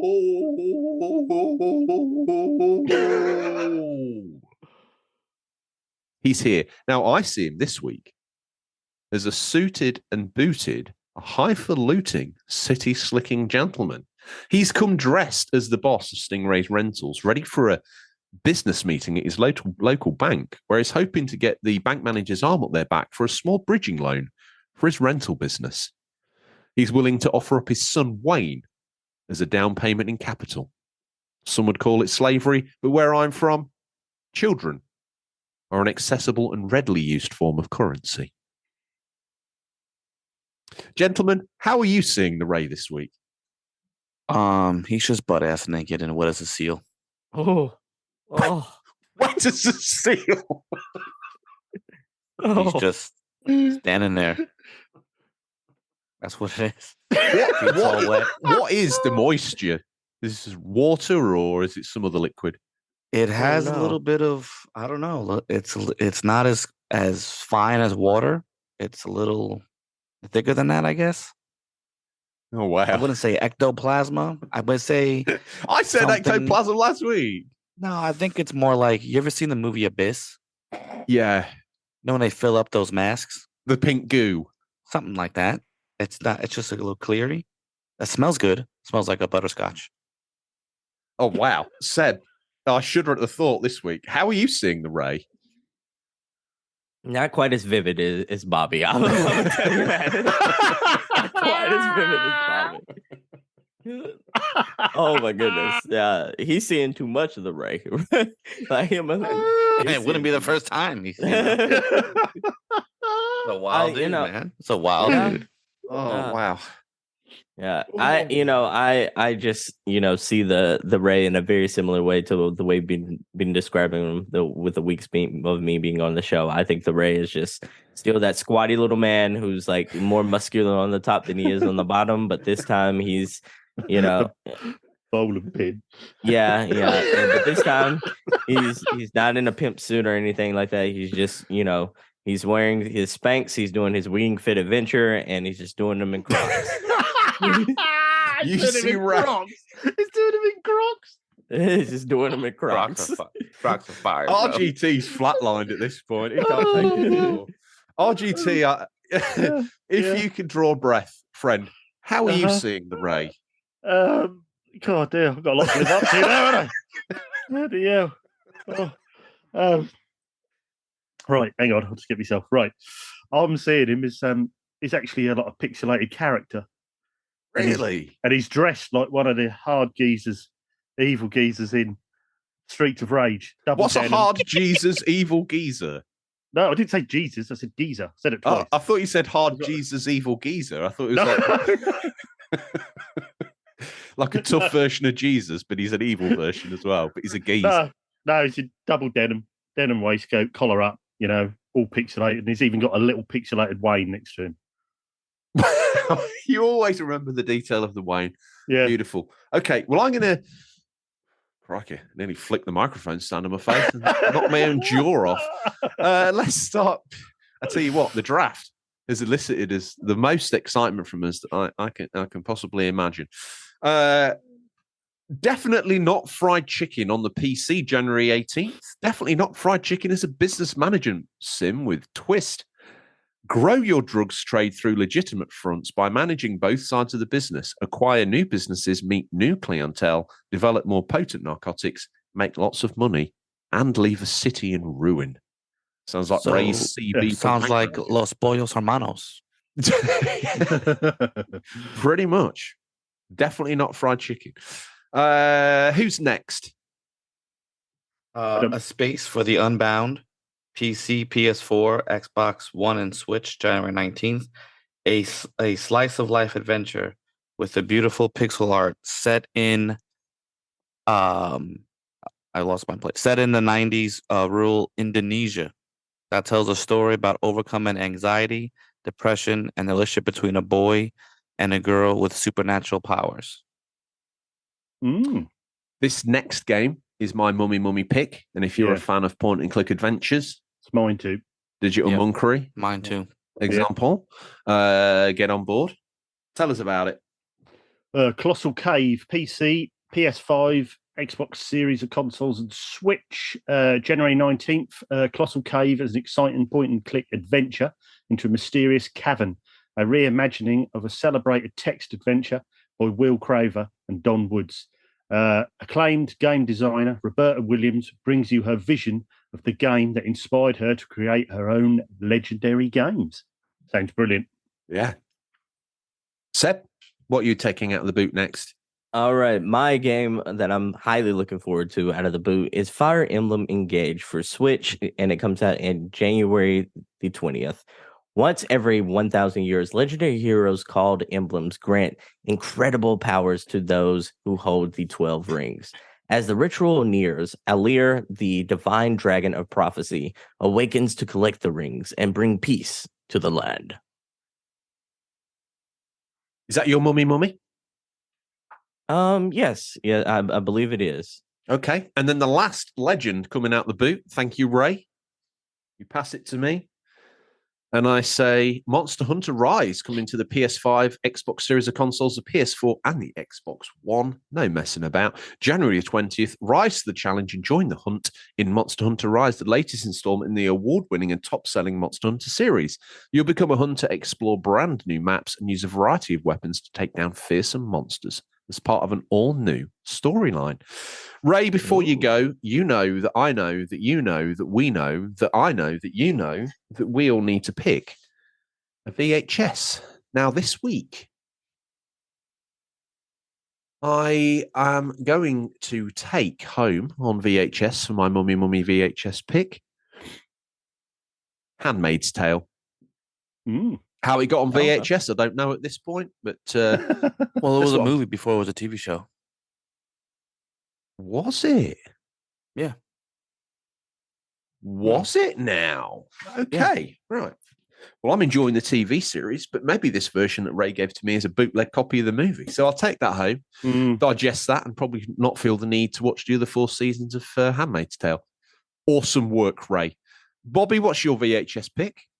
NHL Films Super Bowl 30, because that was the last time the Cowboys won a Super Bowl was on VHS, and that's the last time they're ever going to see a Super Bowl. Hey, man. So wow. Woo. Seb, what's your VHS mummy pick for the week? Yeah, I'm representing us 90 kids, and I'm going to choose Pokemon the first movie. This is a cult classic, so to speak, but for all us 90 kids, this was the movie where Ash just forgot he was a Pokemon trainer, and he just decided, I'm going to throw some hands, I'm going to square up, and I'm just going to like try my best to knock Mewtwo out. He just ran up and tried to punch Mewtwo square in the face. Nice. Fair play to him. Sounds like our own Brooklyn brawler. This Pokemon trainer, Ash, gone full red mist. RGT, delight us with your VHS pick, friend. I've actually found in the bottom of the boot a Betamax, so I'm going to have that rather than a VHS. Yeah. And it is Kickboxer, and purely just for Van Damme snake hips and that dancey. It's all I got to watch of that film. Oh, wow. That's a good one.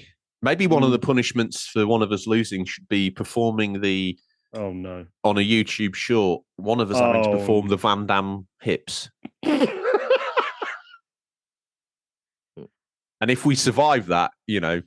And you got to wear the Van Damme clothes. You got to have the muscle vest, the chino trousers and belt, and slip-on chocky shoes. I'm not being funny, mate, but they must have been. They must have had a stretchable crotch or something, because there's absolutely no way on God's earth a pair of chinos can go 90 degrees like that parallel. And No, he split probably right got them altered. Put a little bit of extra zest in the butt area just to give him the stretch. Gooch. Yeah, in the gooch. Yeah, absolutely. What has become of this show? Okay, well, I think that's all picked. Where? Oh no. Where Ray was stood, there's nothing but a slip of paper from the Farmerton Bank with a big red stamp on it that says declined. All I'd say about that is all hell's going to break loose once Ray realises he's got no funding. And if any of us survive to next week, and if his son Wayne hasn't been cashed in to work in a mediocre podcast statistician room, we'll make him feel welcome. Seb can bring little Wayne in under his bosom, let him know that he's going to be okay. Oh, no. It's okay. Wayne's a friend of the show, you know? Okay. He's not the one that's been planted as part of an elaborate sleeper cell by me to take you out. Or is he? Oh, no. Don't forget, Wayne. Much like his father, Lil Wayne has shape-shifting abilities and can appear as anything at any time. Your headset you're wearing, that could be Wayne with his legs wrapped around your head. One squeeze like a Bond female villain, you're done. I shared pancakes with Wayne, man. This is... Your first mistake was sharing anything, Wayne. The second mistake, pancakes. So you can turn a pancake into a deadly weapon. Make sure he hasn't rolled it up and left it to harden in the Texas sun. And then he's going to sharpen it and use it as a shiv to escape the cellar and free his other 9-year-olds. Oh, I do get a feeling they're going to revolt soon. Mutiny. I've been catching that vibe. Yeah. You keep telling them it's wine, and that when they don't get drunk, they're going to kick off pretty quickly. With all that said and done, everyone who knows the format of the show knows that we can't go. Is this a retro replay finger or is this something else? Oh no, I just stabbed myself with my tape. Oh, everyone's got their fingers up. That was an ow. I'm sorry. That was an ow. I don't know. I apologize. RGT put his hand up. What's this? Seb got the hand up. Okay, let's do a round robin. Start with the first person to put the hand up. By mistake, Bobby. Do you have anything more to add? About anything? Oh no, not really. I think I'm just going to look deep into my heart and figure out another game that's going to fail. Number one. Number two, I'm gonna look deep into my heart and just be on a nicer mood this week. Be a better person. And then I think for what I'm gonna play. Yeah, let's do it this way, right? Okay. I'm gonna do continue the Callisto Protocol. Yeah. I keep calling it different names. I don't know what the Callisto Protocol. And then I'm going to do some Elden Ring. That's what I'm going to focus on. Nice. Okay. Yeah. RGT, you were next in line with your hand up. What is this, a retro replay finger, or are you looking at fingering someone else? That was definitely a retro replay finger. Okay. I was just going to say, to all our listeners, don't forget our partners, Retro Replay. If you're in the Norwich area or in Castle Quarter, pop in, tell them UCP sent you. £10 all day, all the machines on free play, console area, arcade area, license bar, fantastic. Give it a go and tell them we sent you. And thanks to Retro Replay as always. Thank you, guys. Shall I do what I'm going to be playing? Yeah, treat us to this. If it's Harvestella, we're going to move on to Seb. I'm joking. Tell us about Harvestella. So what you're planning, Seb?